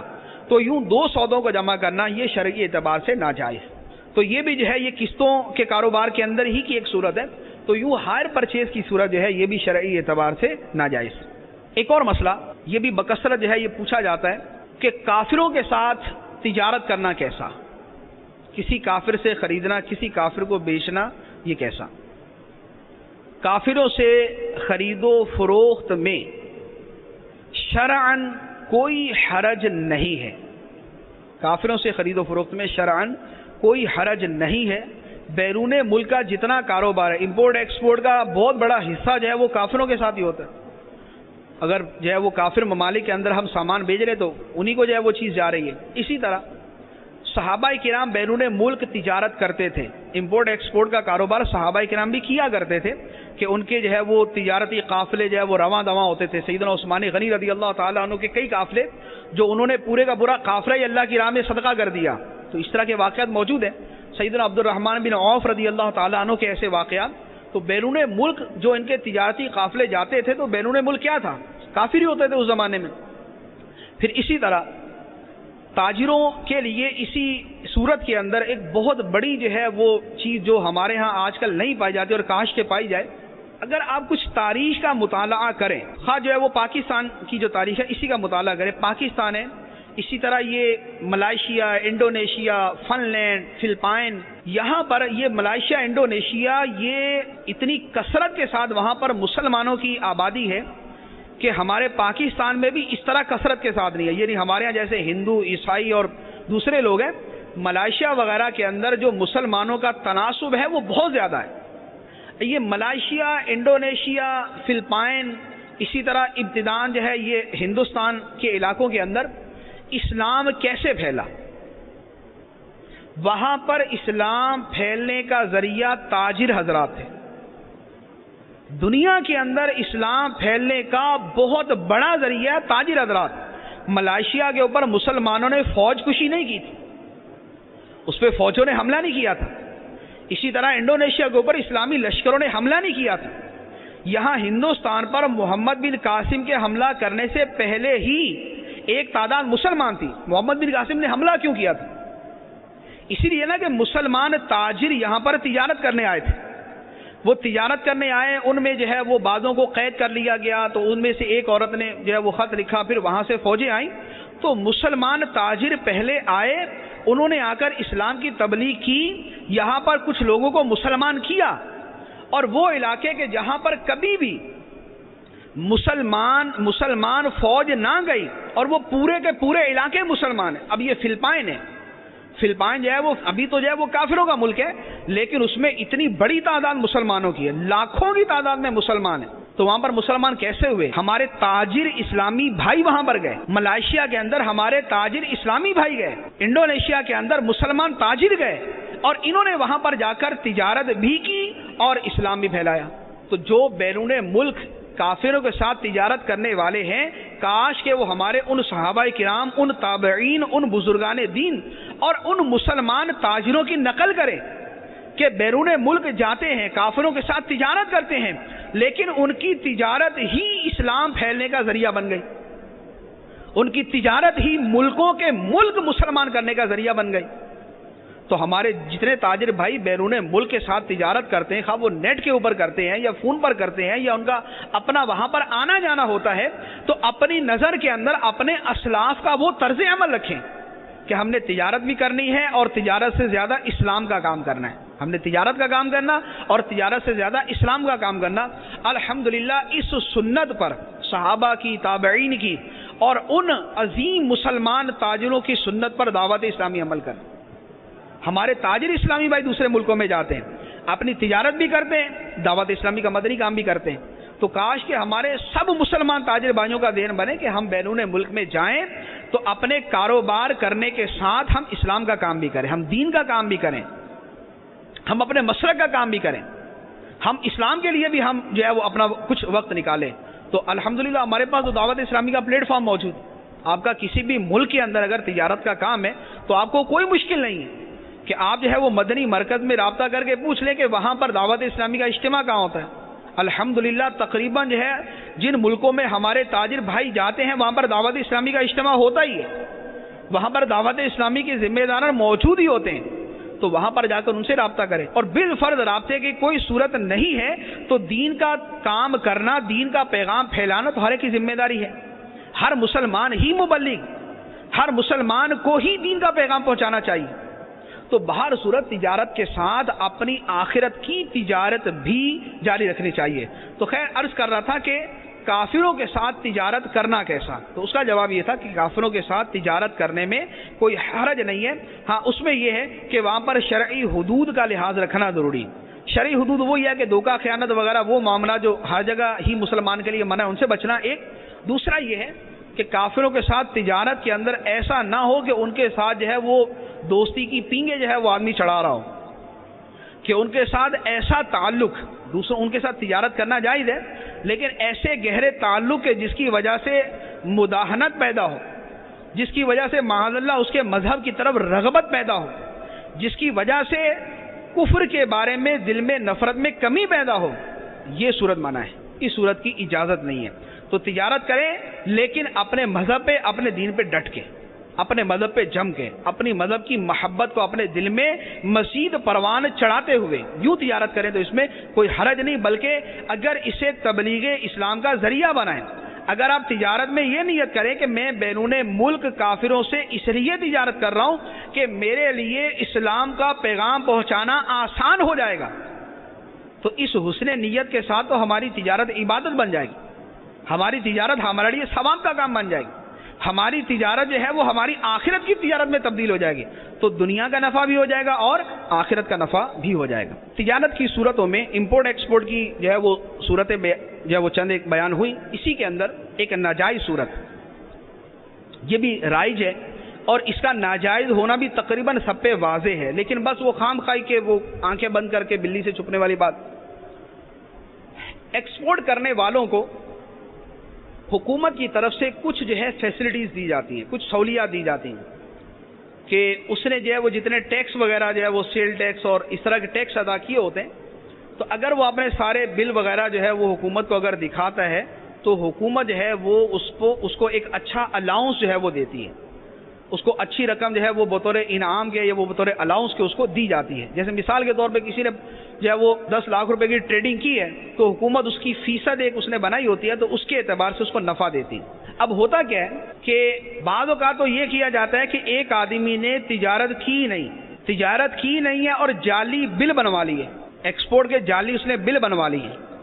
جعلی بل جو ہے وہ حکومت کو شو کی ہے اور اس کے اوپر جو اس کو جو ہے وہ حکومت کی طرف سے جو رقم ملتی ہے وہ اس نے وصول کر لی.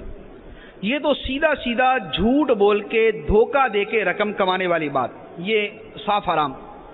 دوسری صورت یہ ہوتی ہے کہ کاروبار کیا لیکن مثال کے طور پہ جتنا کاروبار کیا ہے اس کے بلوں کے اوپر ہمیں رقم ملنی ہے 1 لاکھ روپے، کچھ بل مزید بنوا لیتے ہیں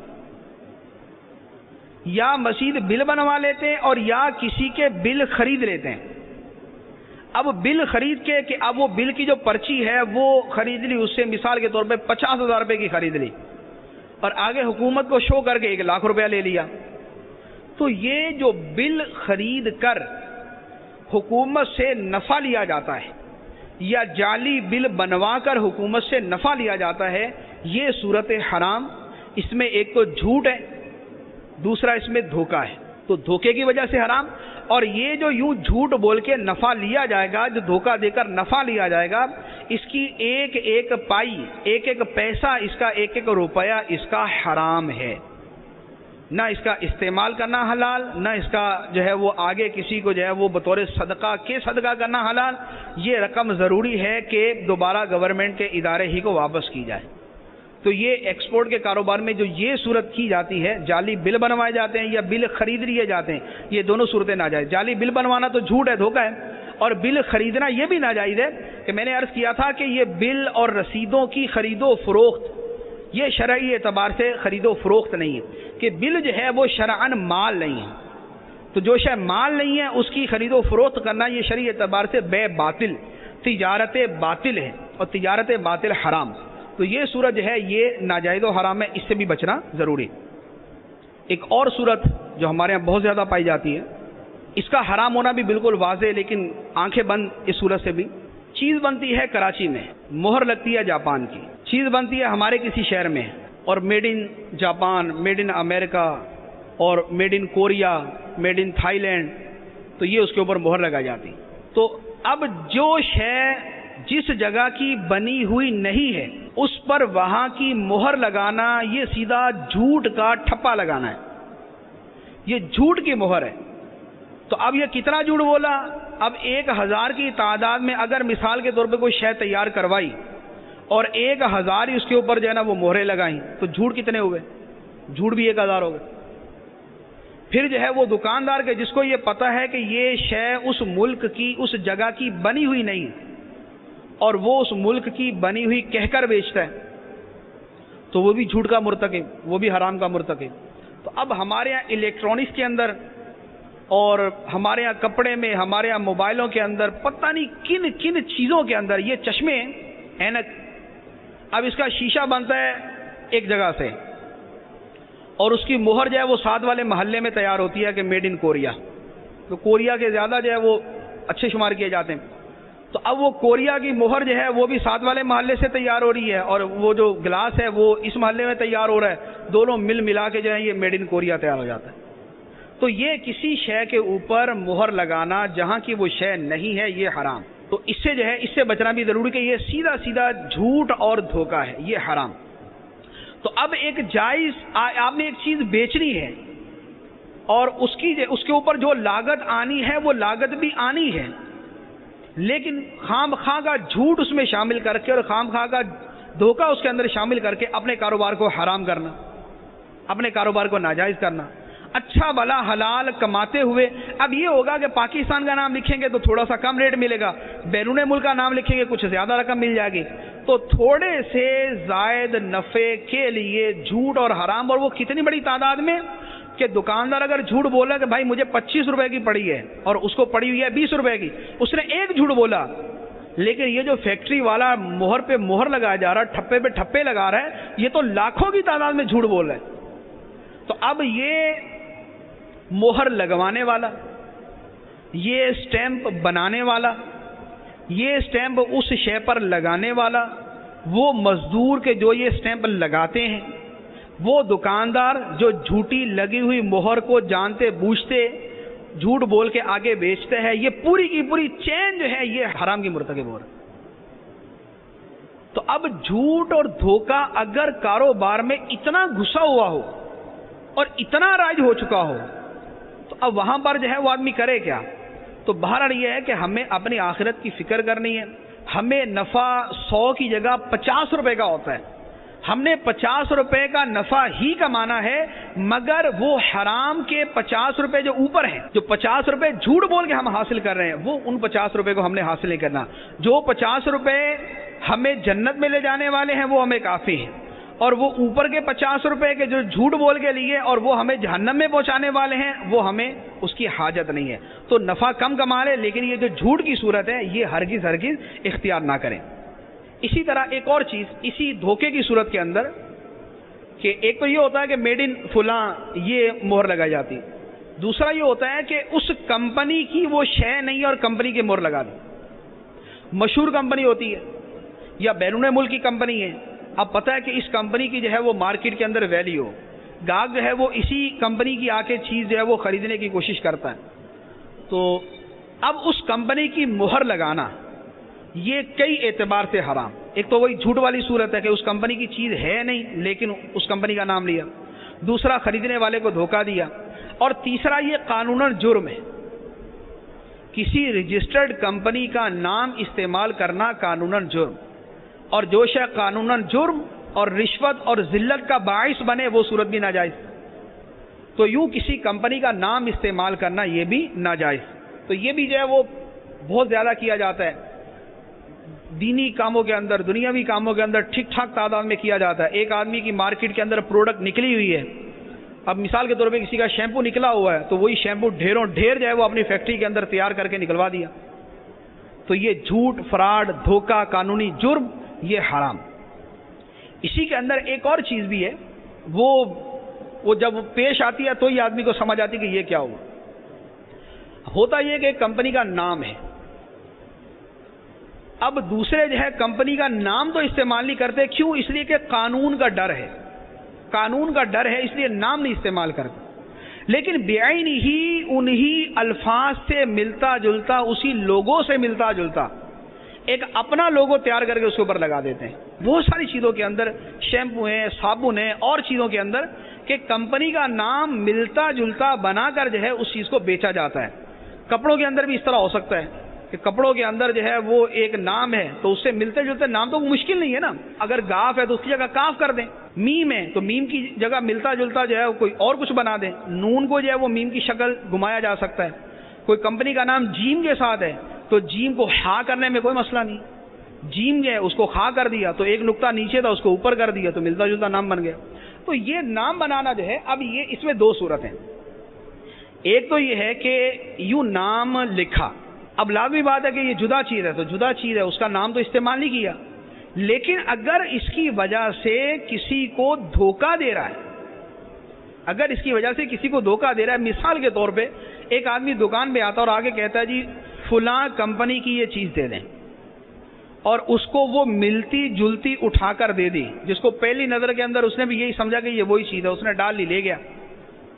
تو اب ملتا جلتا نام فی نفسی حرام نہیں تھا, کیونکہ یہ تو نہیں ہے کہ اگر ایک آدمی کا ایک نام ہے تو اس سے ملتا جلتا نام بھی نہیں رکھ سکتے, ملتا جلتا نام رکھ سکتے اس سے. لیکن اگر اس کی وجہ سے دھوکہ دیا جا رہا ہے کسی کو تو یہ دھوکہ دینا حرام ہو, یہ دھوکہ دینا ناجائز ہو جائے گا. تو یہ صورت جو ہے یہ بھی جو ہے وہ بہت ساری چیزوں کے اندر رائج ہے, اس سے بھی بچنا ضروری. ایک اور چیز, یہ ہمارے یہاں یہ تو آئے دن ہر تیسرے دن کسی نہ کسی شے کے بارے میں اٹھ جاتا ہے, مشہور ہو جاتا ہے جی فلاں چیز کے اندر خنزیر کی چربی ہے, وہ اس چیز کے اندر جو ہے انہوں نے شراب ڈال دی ہے. تو اب یہ مختلف پروڈکٹ کے بارے میں بعض اوقات ہمارے مسلمانوں کی ہوتی ہے, بعض اوقات غیر مسلموں کی ہوتی ہے. تو کسی چیز کے بارے میں یہ مشہور ہو جانا کہ اس میں فلاں چیز ڈالی گئی ہے, زیادہ تر وہ مشہور ہوتے ہیں کوڈ, کہ جس جو ہے وہ چیز کے اوپر فارمولے کے اندر تو کوڈ لکھا ہوگا نا, وہ کوڈ پکا کہ خنزیر کا ہی کوڈ ہوگا. تو ایسا نہیں ہے, یہ کوئی ضروری نہیں ہے کہ کوڈ لکھا تو اسی کا ہو. کوڈ ہر شے کا کوڈ بنایا ہوتا ہے, پودے کا اپنا کوڈ ہوتا ہے, چربی کا اپنا ہوتا ہے, گوشت کا اپنا کوڈ ہوتا ہے. کسی شے کے بارے میں یہ مشہور ہو جانا کہ فلاں شے میں کوئی حرام چیز کی ملاوٹ کی گئی ہے, صرف اتنا مشہور ہو جانے سے وہ شے حرام نہیں ہو جاتی. یہ زیادہ تر ہمارے وہ اسلامی بھائی پریشان ہوتے ہیں کہ جن کا ایک تو دینداری کا ذوق ہے, ماحول میں آنا جانا ہے, دعوت اسلامی کے ساتھ وابستہ ہیں, یا ویسے جو ہے وہ دین کے ساتھ ایک ان کا تعلق ہے, اور ان کا کام جو ہے وہ سپر سٹور, جنرل سٹور, پرچون کا, کریانے کا, اس طرح کا ان کا کام. اب وہ مختلف قسم کی جو ہے وہ جوسیز ہیں, یا کولڈ ڈرنکس ہیں, یا جو ہے وہ چپس ہے, یا جو ہے یہ اور جو ہے وہ کیا نام ہے کوئی شربت وغیرہ بنانے کی جو چیزیں ہیں وہ ہیں. تو اب ان چیزوں کے بارے میں مشہور ہو جاتا ہے کہ بھئی فلاں چیز ہے نا, اس کے بارے میں ایک آدمی نے تحقیق کی ہے, اس کو پتا چلا کہ اس کے اندر جو ہے وہ حرام جانور کی چربی ملائی گئی ہے, اس میں فلاں جانور کا جو ہے کوئی ایسڈ وغیرہ اس میں ملایا گیا ہے, تو یہ چیز جو ہے یہ جائز نہیں. تو ان چیزوں کے بارے میں جو حکم شرعی ہے وہ آپ یاد رکھیے کہ کسی شے کے بارے میں جب تک ہمیں یقینی طور پر ناپاک یا حرام ہونا معلوم نہ ہو جائے, جب تک کسی شے کے بارے میں یقینی طور پر حرام یا ناپاک ہونا معلوم نہ ہو جائے تب تک اس شے کا بیچنا خریدنا جائز. اس شے کا بیچنا خریدنا جائز. اگر یقینی طور پہ پتہ چل جائے کہ ہمیں واقعتاً کسی عادل آدمی نے صحیح خبر دی ہے، یا یہ ہے کہ ان کی طرف سے باقاعدہ لکھا ہوا آ گیا کہ واقعتاً اس میں یہ چیز ملاتے ہیں، اگر یہ واقعتاً یہ ہمیں پتہ چل جائے تو وہ چیز کھانا وہ ناجائز، وہ حرام ہو جائے گا، اس کا بیچنا بھی منع ہو جائے گا. لیکن جب تک کسی شے کے بارے میں یقینی طور پر ہمیں معلوم نہ ہو تب تک اس شے کا بیچنا خریدنا جائز. تو یہ آئے دن نت نئی چیزوں کے بارے میں اٹھتا رہتا ہے، کبھی کسی پینے کی چیز کے بارے میں، کبھی کسی کھانے کی چیز کے بارے میں یہ چیزیں اٹھتی رہتی ہیں. تو یہ چیزیں جو ہے یہ جائز ہی ہوتی ہیں جب تک ان کے بارے میں 100% یقینی طور پہ ایسی صورت نہ ہو جائے کہ آپ قسم کھا کے بول سکیں کہ اللہ کی قسم اس میں ناپاک شے ملی ہے، تب تک اس شے کا کھانا جو ہے وہ حلال ہے. اگر واقعتاً ایسا یقین حاصل ہو جائے پھر اس کا کھانا ناجائز ہو جائے گا، پھر اس کا بیچنا خریدنا ناجائز ہو جائے گا. تو یہ اکثر اس میں جو ہے وہ پریشان ہوتے ہیں، پمفلٹ تقسیم ہو جاتے ہیں، خبر اڑ گئی، کسی نے بتا دیا، وہ یکدم پھیلتی ہے، پھر وہ کمپنی والوں کو بیچاروں کو معذرتیں، وضاحتیں، پمفلٹ یہ وہ سب کچھ کرنا پڑتا ہے. تو بلا وجہ کسی کو پریشان کرنے کی بھی اجازت نہیں، کسی کو نقصان پہنچانا ہے. یہ بھی ہو سکتا ہے کہ ایک کمپنی دوسری کمپنی کو نقصان پہنچانے کے لیے کر رہی. ایک آدمی کو اپنی پروڈکٹ جو ہے وہ مارکیٹ میں عام کرنی ہے تو دوسری کا مشہور کر دیا اس میں یہ چیز. اور بعض اوقات اس کے الٹ بھی ہوتا ہے، یہ بھی یاد رہے، بعض اوقات الٹ بھی ہوتا ہے کہ کمپنی خود مشہور کر دیتی، مشہور کرتی ہے تو پھیل جاتی ہے، اس کے بعد اس کا مزید ایک شور مچ جاتا ہے تو اچھی بلی تشہیر جو ہے وہ اس سے حاصل ہو جاتی ہے. بعد میں وضاحت ہو جاتی ہے کہ نہیں ٹھیک ہی ہے یہ، اور ٹھیک ہے تشہیر بھی ہو گئی، اب بکنا شروع ہو جاتا ہے. تو یہ کہ کوئی بھی صورت ہو، بہرحال اس کے جائز ناجائز ہونے کے اعتبار سے یہی ہے کہ جب تک کسی شے کے بارے میں ہمیں یقینی طور پر معلوم نہ ہو جائے کہ یہ شے حرام ہے تب تک اس شے کا استعمال کرنا ہمارے لیے حلال. صابن ہوتے ہیں، صابن کے بارے میں یہ بیرون ملک سے آیا تو اس میں کچھ نہ کچھ ملا ہوا ہے، یہ حرام ہے، وہ لوگ خنزیر کی چربی ڈالتے ہیں. جب تک یقین نہ ہو جائے صابن بھی حلال. بیرون ملک سے بسکٹ آئے، اس میں کچھ ملایا ہوگا، نہیں، جب تک یقین نہیں ہے تب تک کھانا حلال. تو یوں جو ہے وہ اشیاء کے اندر اصل جو ہے یہی ہے کہ اصل میں اشیاء حلال ہیں، مباح ہیں، جب تک ان کے حرام ہونے کا یقین نہ ہو جائے تب تک ان کو استعمال کر سکتے ہیں. ہاں اس میں بعض چیزیں ایسی ہیں جو مستثنا بھی ہوتی ہیں، جیسے گوشت کا مسئلہ ہے. گوشت اگر کافروں کے ملک سے آیا تو اس کے اندر بہت زیادہ جو ہے وہ قیدیں اور بہت زیادہ سختی ہیں. تو گوشت والا مسئلہ جو ہے وہ اس سے جدا رکھیے گا، اس کے بارے میں جدا گانا معلوم کرنا تو اس کے بارے میں سوالات جو ہے وہ کر لیجیے گا، دارالفتہ سے پوچھ لیجیے گا. گوشت کا معاملہ جو ان چیزوں سے جدا ہے. ایک اور چیز، چوری کا مال خریدنا. چوری کا مال عموماً سستا مل جاتا ہے اور دل کے اندر یہ بات آ بھی رہی ہوتی ہے کہ ہے چوری کا، اتنا سستا بیچ رہا چوری کا ہی ہوگا. اس کے باوجود کہ ٹھیک ہے بھائی مل رہا ہے تو مل رہا ہے.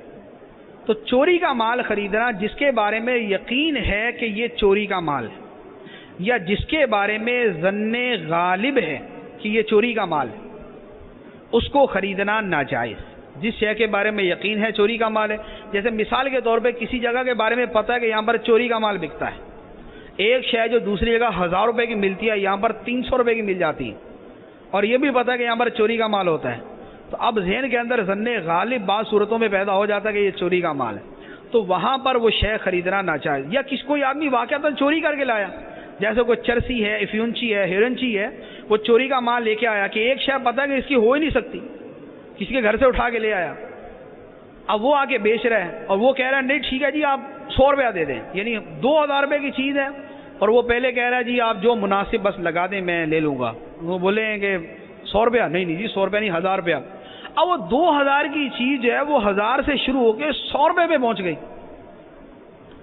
تو 100 روپے پر اس کا پہنچنا جو ہے یہ اس کے بارے میں تردد پیدا کر دیتا ہے. اب سامنے والے کی صورتحال کچھ قرائن کے ساتھ اگر ہمیں ظن غالب حاصل ہو جائے کہ یہ چوری کا مال ہے تو اس کا خریدنا حرام. اسی کے ساتھ ملتی جلتی ایک اور صورت عرض کرتا ہوں، یہ بھی جو ہے یہ چھوٹی موٹی چیزیں دکاندار وغیرہ ان کے ساتھ پیش آتی ہے. دکان پہ بچہ آتا ہے 100 روپے کا نوٹ ہے، اب 100 روپے کا نوٹ دیا، اس کے بعد شروع کیا یہ بھی دے دیں، یہ چاکلیٹ بھی دے دیں، یہ ٹافیاں بھی دے دیں، یہ کھلونا بھی دے دیں، یہ چیز بھی دے دیں. اب پتہ ہے کہ کسی کے گھر والے ایسے بیوقوف نہیں ہوتے کہ بچے کے ہاتھ میں 100 روپے کا نوٹ دے کے یہ بولیں کہ بچے اس کی ٹافیاں بھی خرید لو، چاکلیٹ بھی خرید لو، یہ بھی خرید لینا، وہ بھی خرید لینا.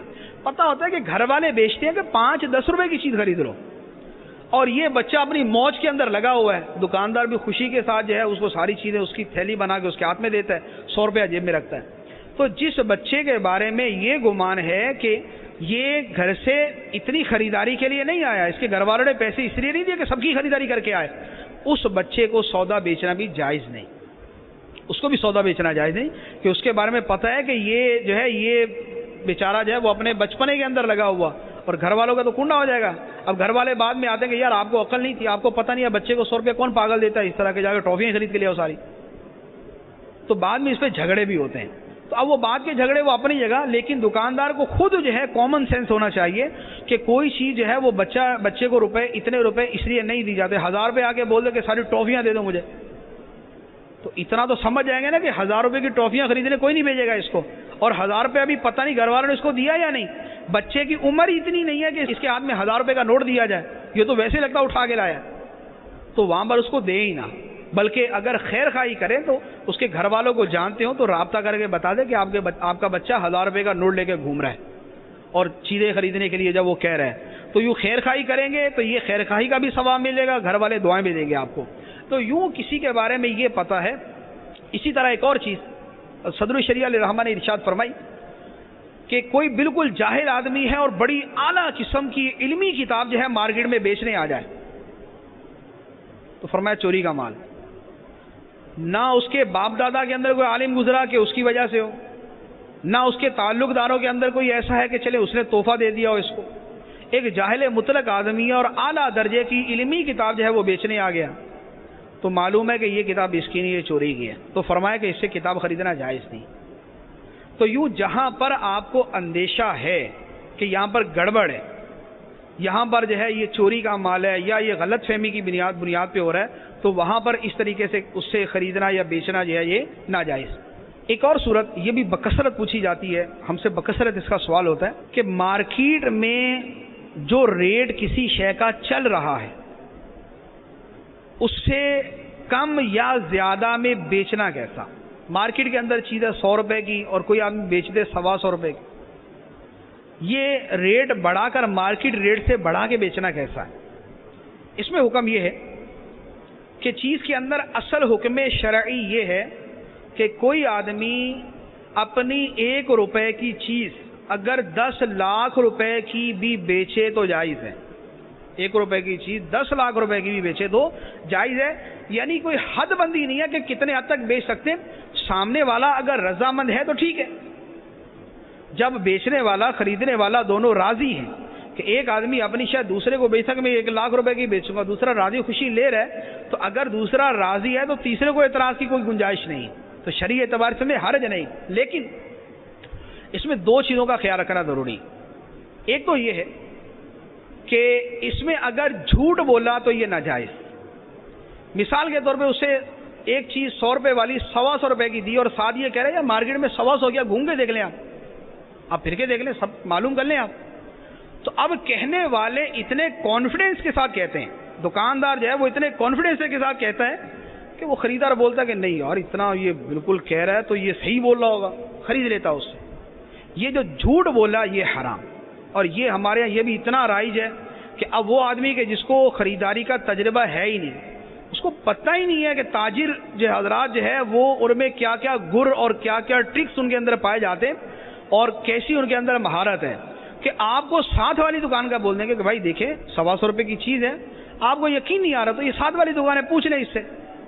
اب آدمی شرم کے اندر کہ یار اتنا اب یہ کہہ رہا ہے میں کیا پوچھوں اس سے، اب وہ شرم کے اندر اس سے خرید لیتا ہے. تو اب اتنا کانفیڈینس اور اتنا جو ہے وہ اعتماد کے ساتھ جھوٹ بولنا یہ بولنے والے کی ہمت ہے، ورنہ جو ہے وہ شریف آدمی سے تو اتنا بولنا ہی مشکل ہے. اول تو جھوٹ بولتے ہی اس کا شرم سے پانی پانی ہو جائے گا، میں جھوٹ بول رہا ہوں، جھوٹا ہو رہا ہوں میں. اور پھر اوپر سے جھوٹ اتنی دیدہ دلیری کے ساتھ اور اتنی بہادری کے ساتھ. تو یہ وہی ہے، وہ فارسی کا محاورہ اس کا ترجمہ ہے کہ چور بھی ہے اور ہاتھ میں چراغ بھی رکھا ہوا ہے کہ لوگوں کو پتہ چلے کہ ادھر جا رہا ہے. تو یہ اس طرح دیدہ دلیری کے ساتھ جھوٹ بولنا یہ تو وہ ہے کہ ایک جھوٹ بولا اور دوسرا جھوٹ کے اندر اتنی جرأت. تو ایک حدیث مبارک ہے، سرکار صلی اللہ علیہ وسلم نے فرمایا کہ میری ساری امت کو معاف کر دیا جائے گا سوائے مجاہرون کے، سوائے مجاہرون کے۔ عرض کیا مجاہرون کون ہیں؟ تو فرمایا کہ جو خفیہ گناہ کریں اور بعد میں اعلانیہ سب کو بتاتے پھریں، بعد میں اعلانیہ سب کو بتاتے پھریں۔ تو اس میں یعنی اصل کیا ہے؟ اصل یہ ہے کہ گناہ کرے اور دیدہ دلیری ہو، گناہ کرے اور اس کے اندر اس کو شرم اور اس کے اندر اس کے اوپر کوئی پشیمانی نہیں ہے، اس کو دیدہ دلیری کے ساتھ اور جرأت کے ساتھ وہ گناہ کر رہا ہے۔ تو اگر علت اس کے اندر یہ ہے تو یہاں پر بھی یہی ہے کہ اتنی دیدہ دلیری کے ساتھ جھوٹ بولنا، تو مارکیٹ ریٹ سے زیادہ قیمت پر مال بیچنا اگر اس میں جھوٹ نہیں ہے تو جائز۔ لیکن اس میں ایک چیز کا خیال رکھنا ضروری ہے کہ ایک ہوتی ہے غبن فاحش۔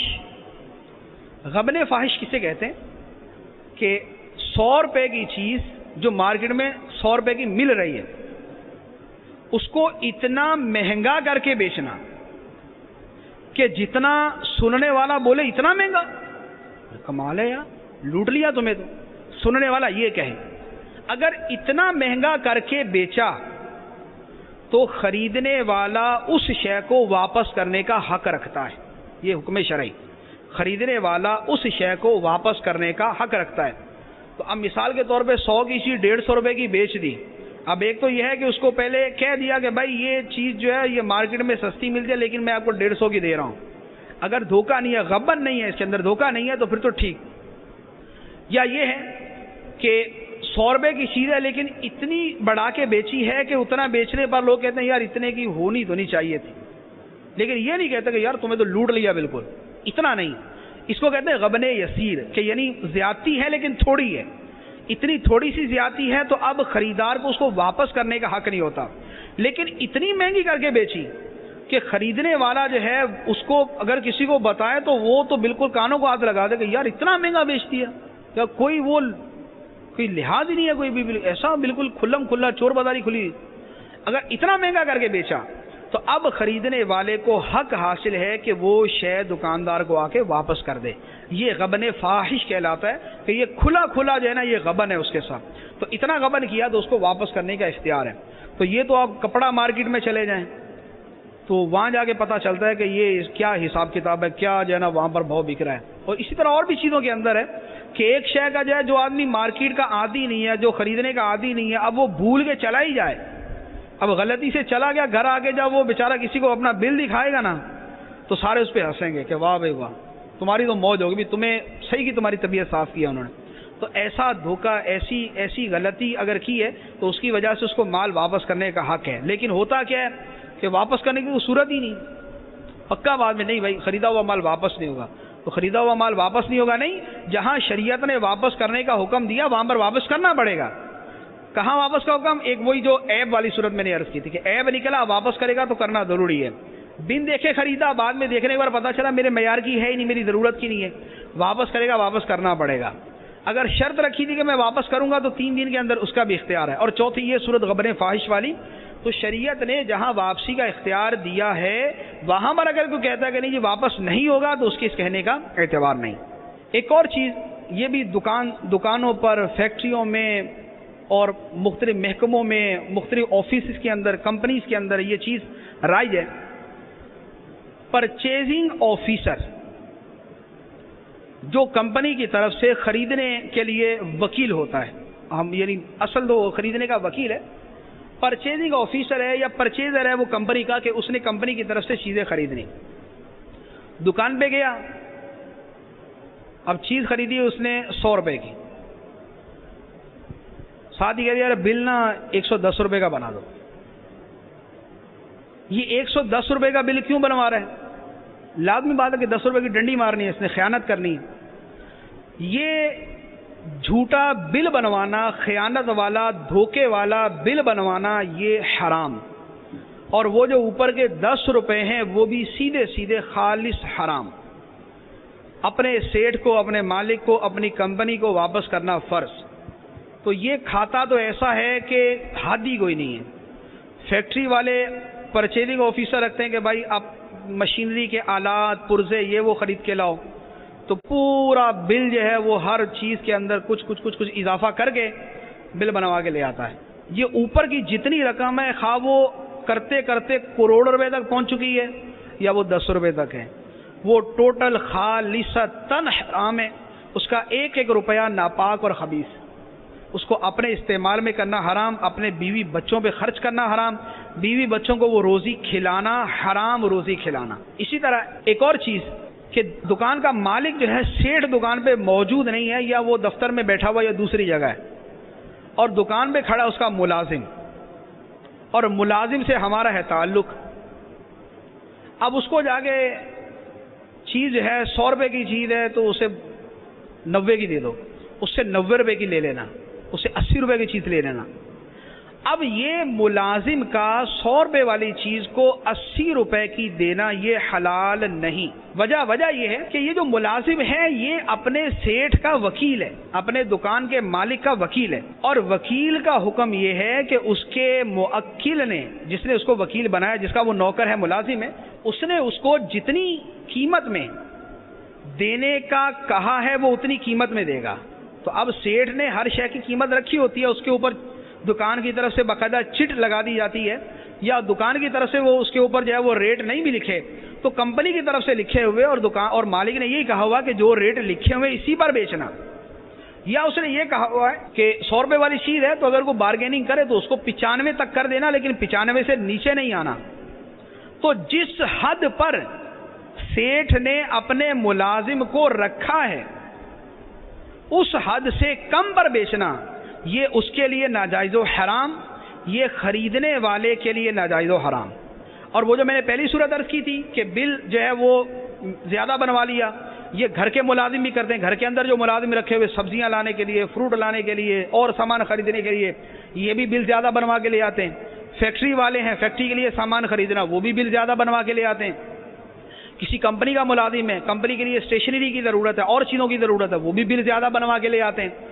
تو بہرحال وکیل جہاں پر بھی بل زیادہ بنوائے گا وہ زیادہ بل بنوانا حرام، اور دکاندار کا وہ بل بنا کر دینا بھی حرام. دکاندار کا وہ بل بنا کر دینا بھی حرام کہ دکاندار اس گناہ میں اس آدمی کے ساتھ تعاون کر رہا ہے. وَلَا تَعَاوَنُوا عَلَى الْإِثْمِ وَالْعُدْوَانِ، گناہ پر اور زیادتی کے کاموں پر تعاون نہ کرو. تو یہ گناہ کا کام بھی ہے کہ جھوٹ ہے، اور زیادتی بھی ہے کہ جس نے بھیجا ہے یہ اس کے اوپر زیادتی کر رہا ہے. تو گناہ اور زیادتی کے کام میں ایک دوسرے کے ساتھ تعاون نہ کرو. تو دکاندار اگر غلط بل بنائے گا تو یہ بھی گناہ میں شریک ہوگا، یہ بھی حرام کا مرتکب ہوگا، یہ بھی گناہ کے اندر تعاون کرنے والا ہوگا. ایک اور چیز یہ بھی بکثرت ہی رائج ہے، بیانہ ضبط کرنا، ایڈوانس پیمنٹ ضبط کر لینا. کہ آپ نے 1 لاکھ روپے کی چیز ہے، 10,000 روپے ایڈوانس دے دیا، اگر بعد میں نہ خرید سکے کسی بھی وجہ سے تو یہ 10,000 روپے گئے. یہ 10,000 روپے ضبط کر لینا خالصتاً ظلم اور حرام. اور اس کی ایک دوسری صورت بھی ہوتی ہے کہ اگر بیچنے والا بعد میں وہ شے نہ دے سکا، اگر وہ چیز نہیں دے سکا تو اس کو یہ 10,000 ڈبل کر کے دینے پڑیں گے. یعنی دو طرفہ ہوتا ہے یہ کہ اگر خریدار بعد میں نہیں خریدے گا تو اس کا بیانہ ضبط، اور اگر خریدار تیار ہے لیکن بیچنے والا نہیں بیچ رہا کسی بھی وجہ سے تو یہ اس رقم کو ڈبل کر کے دے گا. تو یہ تجارت کی صورت، یہ بے یا یہ ضبطی جو ہے یہ سیدھا دوسرے کا مال غصب کرنے کے مترادف. امام اہل سنت مجدد دین و ملت مولانا شاہ امام احمد رضا خان علیہ رحمۃ الرحمن ارشاد فرماتے ہیں کہ بے تجارت نہ ہونے کی حالت میں بیانہ ضبط کر لینا جیسا کہ جاہلوں میں رواج ہے، ظلم سری ہے، کھلم کھلا ظلم ہے. قال اللہ تعالی لا تأکلوا اموالکم بینکم بالباطل، آپس میں ایک دوسرے کے مال باطل طریقے سے نہ کھاؤ. ترجمہ کنز الایمان. اعلیٰ حضرت فرماتے ہیں کہ یہ کبھی نہ ہوگا کہ بے تجارت کو فسخ ہو جانا مان کر، یعنی یہ مان لیا کہ سودا ہمارا کینسل ہو گیا، یہ مان لیا، اس کے بعد وہ سودا مبی زید کو نہ دے اور اس کے روپے اس جرم میں کہ تو نے سودا مجھ سے کیوں نہیں خریدا یہ ضبط کر لے، اس جرم میں اس کے روپے ضبط کر لے کہ تو نے مجھ سے سودا نہیں خریدا. فرمایا کہ حل ھذا الا ظلم صریح، یہ تو نہیں مگر کھلم کھلا ظلم. تو یہ کھلم کھلا ظلم ہے، اور یہ ظلم بھی ایسا رائج ہے کہ توبہ توبہ. تو بہرحال یہ ظلم کی صورت ہے، ناجائز غصب کی صورت ہے، اس سے بچنا بھی فرض. اس کے علاوہ اور بہت ساری صورتیں جو ہے وہ ہمارے تجارت کے اندر جو ہے وہ ناجائز کی رائج ہے. جتنی بھی بیان کی جائیں گی پوری نہیں ہو سکتی، کیونکہ ہمارے یہاں ناجائز جتنا بڑا ہوا ہے اس کی کوئی حد نہیں ہے. ایک عام جو ظلم کیا جاتا ہے کہ دوسرے کی پیمنٹ کو لٹکایا جاتا ہے، بلا وجہ لٹکا رہا ہے. ایک تو یہ کہ ہے ہی نہیں، چلے نہیں ہے اس وجہ سے اس سے مہلت لے لی اور اس سے جو ہے وہ معذرت کر رہا ہے، ٹال مٹول کر رہا ہے تو ٹھیک. لیکن یہ کہ پیسہ موجود ہے لیکن بس ادھر خرچ کرنے ہیں ادھر خرچ کرنے ہیں، وہ کرنا یہ کرنا، اس کی وجہ سے ٹال مٹول کر رہا ہے. تو یہ ٹال مٹول کرنا کیسا ہے؟ سرکار دو عالم صلی اللہ تعالی علیہ وسلم نے ارشاد فرمایا مطل الغنی ظلم، کہ غنی آدمی کا یعنی جو دے سکتا ہے اس کا ٹال مٹول کرنا ظلم ہے. مطل الغنی ظلم، غنی آدمی کا جو آدمی ادائیگی کر سکتا ہے اس کا ٹال مٹول کرنا ظلم ہے. اور ایک اور حدیث مبارک میں ہے کہ غنی آدمی کا ٹال مٹول کرنا اس کی عزت اور اس کے مال کو حلال کر دیتا ہے. اس کی عزت اور اس کے مال کو حلال کر دیتا ہے. اس کے مال کو حلال کیسے کر دیتا ہے؟ کہ ایک آدمی جان بوجھ کے اگر کسی کو ادائیگی نہیں کر رہا تو جس کی ادائیگی نہیں کی جا رہی اس کو شرعاً اجازت ہے کہ اس کا مال چھین لے اس سے. یہ شرعی اعتبار سے اجازت ہے، وہ نرمی کرے اور وہ اس کے ساتھ اچھے طریقے سے پیش آئے، یہ جدا چیز ہے. لیکن اس کو حق جو ہے وہ حاصل ہے کہ اگر وہ چاہے تو اس کا مال چھین لے. اور اس کی عزت کو حلال کر دیتا ہے. اس کی عزت کا حلال کرنا یہ کہ اس کو برا بھلا کہنا جائز ہے اس کے لیے، کہ اس کو بولے کہ بھائی تم میرے ساتھ زیادتی کر رہے ہو، یہ غلط رویہ تمہارا، تو اس کی عزت کو حلال کر دیتا ہے. تو غنی آدمی کا ٹال مٹول کرنا اس کے مال اور اس کی عزت کو حلال کر دیتا ہے. تو بلا وجہ کسی کی پیمنٹ لٹکانا موجود ہے لیکن کل دیں گے، پرسوں دیں گے، ترسوں دیں گے، فلاں تاریخ کو دیں گے، چیک دے دیا، جان بوجھ کے چیک وہ دے دیا جو باؤنس ہو جائے گا، یا چیک جو ہے وہ دے دیا اور وہاں پر جو ہے بینک کے اندر پیسے نہیں ہیں، یا چیک دے دیا اور جان بوجھے اس کے اندر کوئی نہ کوئی ایسی گڑبڑ کی، سائن کے اندر کچھ ایسا کر دیا کہ جب یہ پیمنٹ لینے جائے گا تو بینک والے منع کر دیں گے بھائی سائن نہیں مل رہے آپس کے اندر، یہ نہیں ہے وہ نہیں ہے. تو یوں ہیلے بہانے کے ساتھ ٹال مٹول کرتے رہنا، فلاں جگہ پہ آ جانا، جھوٹ بولنے کی یعنی حدیں توڑی ہوتی ہیں. فون کریں کہ بھائی وہ سر آپ نے کچھ ادائیگی کرنی تھی. ہاں ہاں بالکل میں بیٹھا ہوا، یہ پارٹی کے بعد بیٹھا ہوا بھی میں آپ ہی کے پیسے لے رہا ہوں ان سے، آپ فکر نہ کریں. پتہ ہی نہیں ہے، نہ پارٹی کے بعد بیٹھا، نہ پیسے لے رہا ہے، نہ اس کے لیے لے رہا ہے، لے بھی رہا ہے تو اس کے لیے نہیں لے رہا. تو وہ بیچارہ غریب انتظار میں بیٹھا ہوا، اس کے کام لٹکے ہوئے ہیں، وہ پریشان ہے، پتہ ہی نہیں. دوسری مرتبہ فون کیا کہ بھائی صاحب وہ پیمنٹ، ارے یار کیوں فکر ہے، میں آپ کو گھر پہ آ کے دوں گا، اب ٹینشن کائے کے لیتے ہو، میں آپ کے گھر آ رہا ہوں نا، کہاں پر ہیں آپ، ایڈریس سمجھائیں مجھے. وہ بیچارہ ایڈریس سمجھا کے بیٹھا ہوا، اس کو پتہ ہی نہیں ہے، نکل گیا.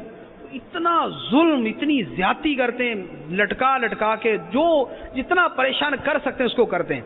تو یہ ایک حرام نہیں ہے، یہ پتہ نہیں کتنے حراموں کا مجموعہ ہے. جھوٹ، دھوکہ، فراڈ، پھر وہ بار بار، ایک مرتبہ نہیں بار بار. اس کے بعد کسی کا مال ادا نہ کرنا، پھر یہ ہے کہ اس کو ایذا پہنچانا، مسلمان کو ایذا دینا، یہ حرام. تو یہ سب جو ہے نا یہ مکسچر سا جو ہے نا یہ کھچڑی پکی ہوتی ہے کہ کسی کو جو ہے وہ لٹکانا ہے، کسی کو تنگ کرنا ہے، کسی کو پریشان کرنا ہے. اس کے بعد نتیجہ یہ ہے کہ اپنا بھی بیڑا غرق ہوتا ہے کہ کسی کو اتنا پریشان کریں گے تو آئندہ کبھی اعتماد نہیں کرے گا، تو دوسرے کو پریشان کر کے اپنا دنیا کا بھی نقصان اور آخرت کا بھی نقصان. تو یہ چند ایک جو ہے وہ ناجائز صورتیں کاروبار کی یہ عرض کی ہیں. اللہ عز و جل ہمیں ان تمام ناجائز صورتوں سے اور ان کے علاوہ جتنی صورتیں ہیں ان سب سے بچنے کی توفیق عطا فرمائے. آمین بجاہ نبی الامین صلی اللہ تعالی علیہ وسلم. تیرے غم میں کاش ہفتہ رہے ہر گھڑی گرفتار، تیرے غم میں کاش ہفتہ رہے ہر گھڑی گرفتار، رہے ہر گھڑی گرفتار. غم مال سے بچانا، غم مال سے بچانا، غم مال سے بچانا. مدنی مدینے والے، مدنی مدینے والے، مدنی مدینے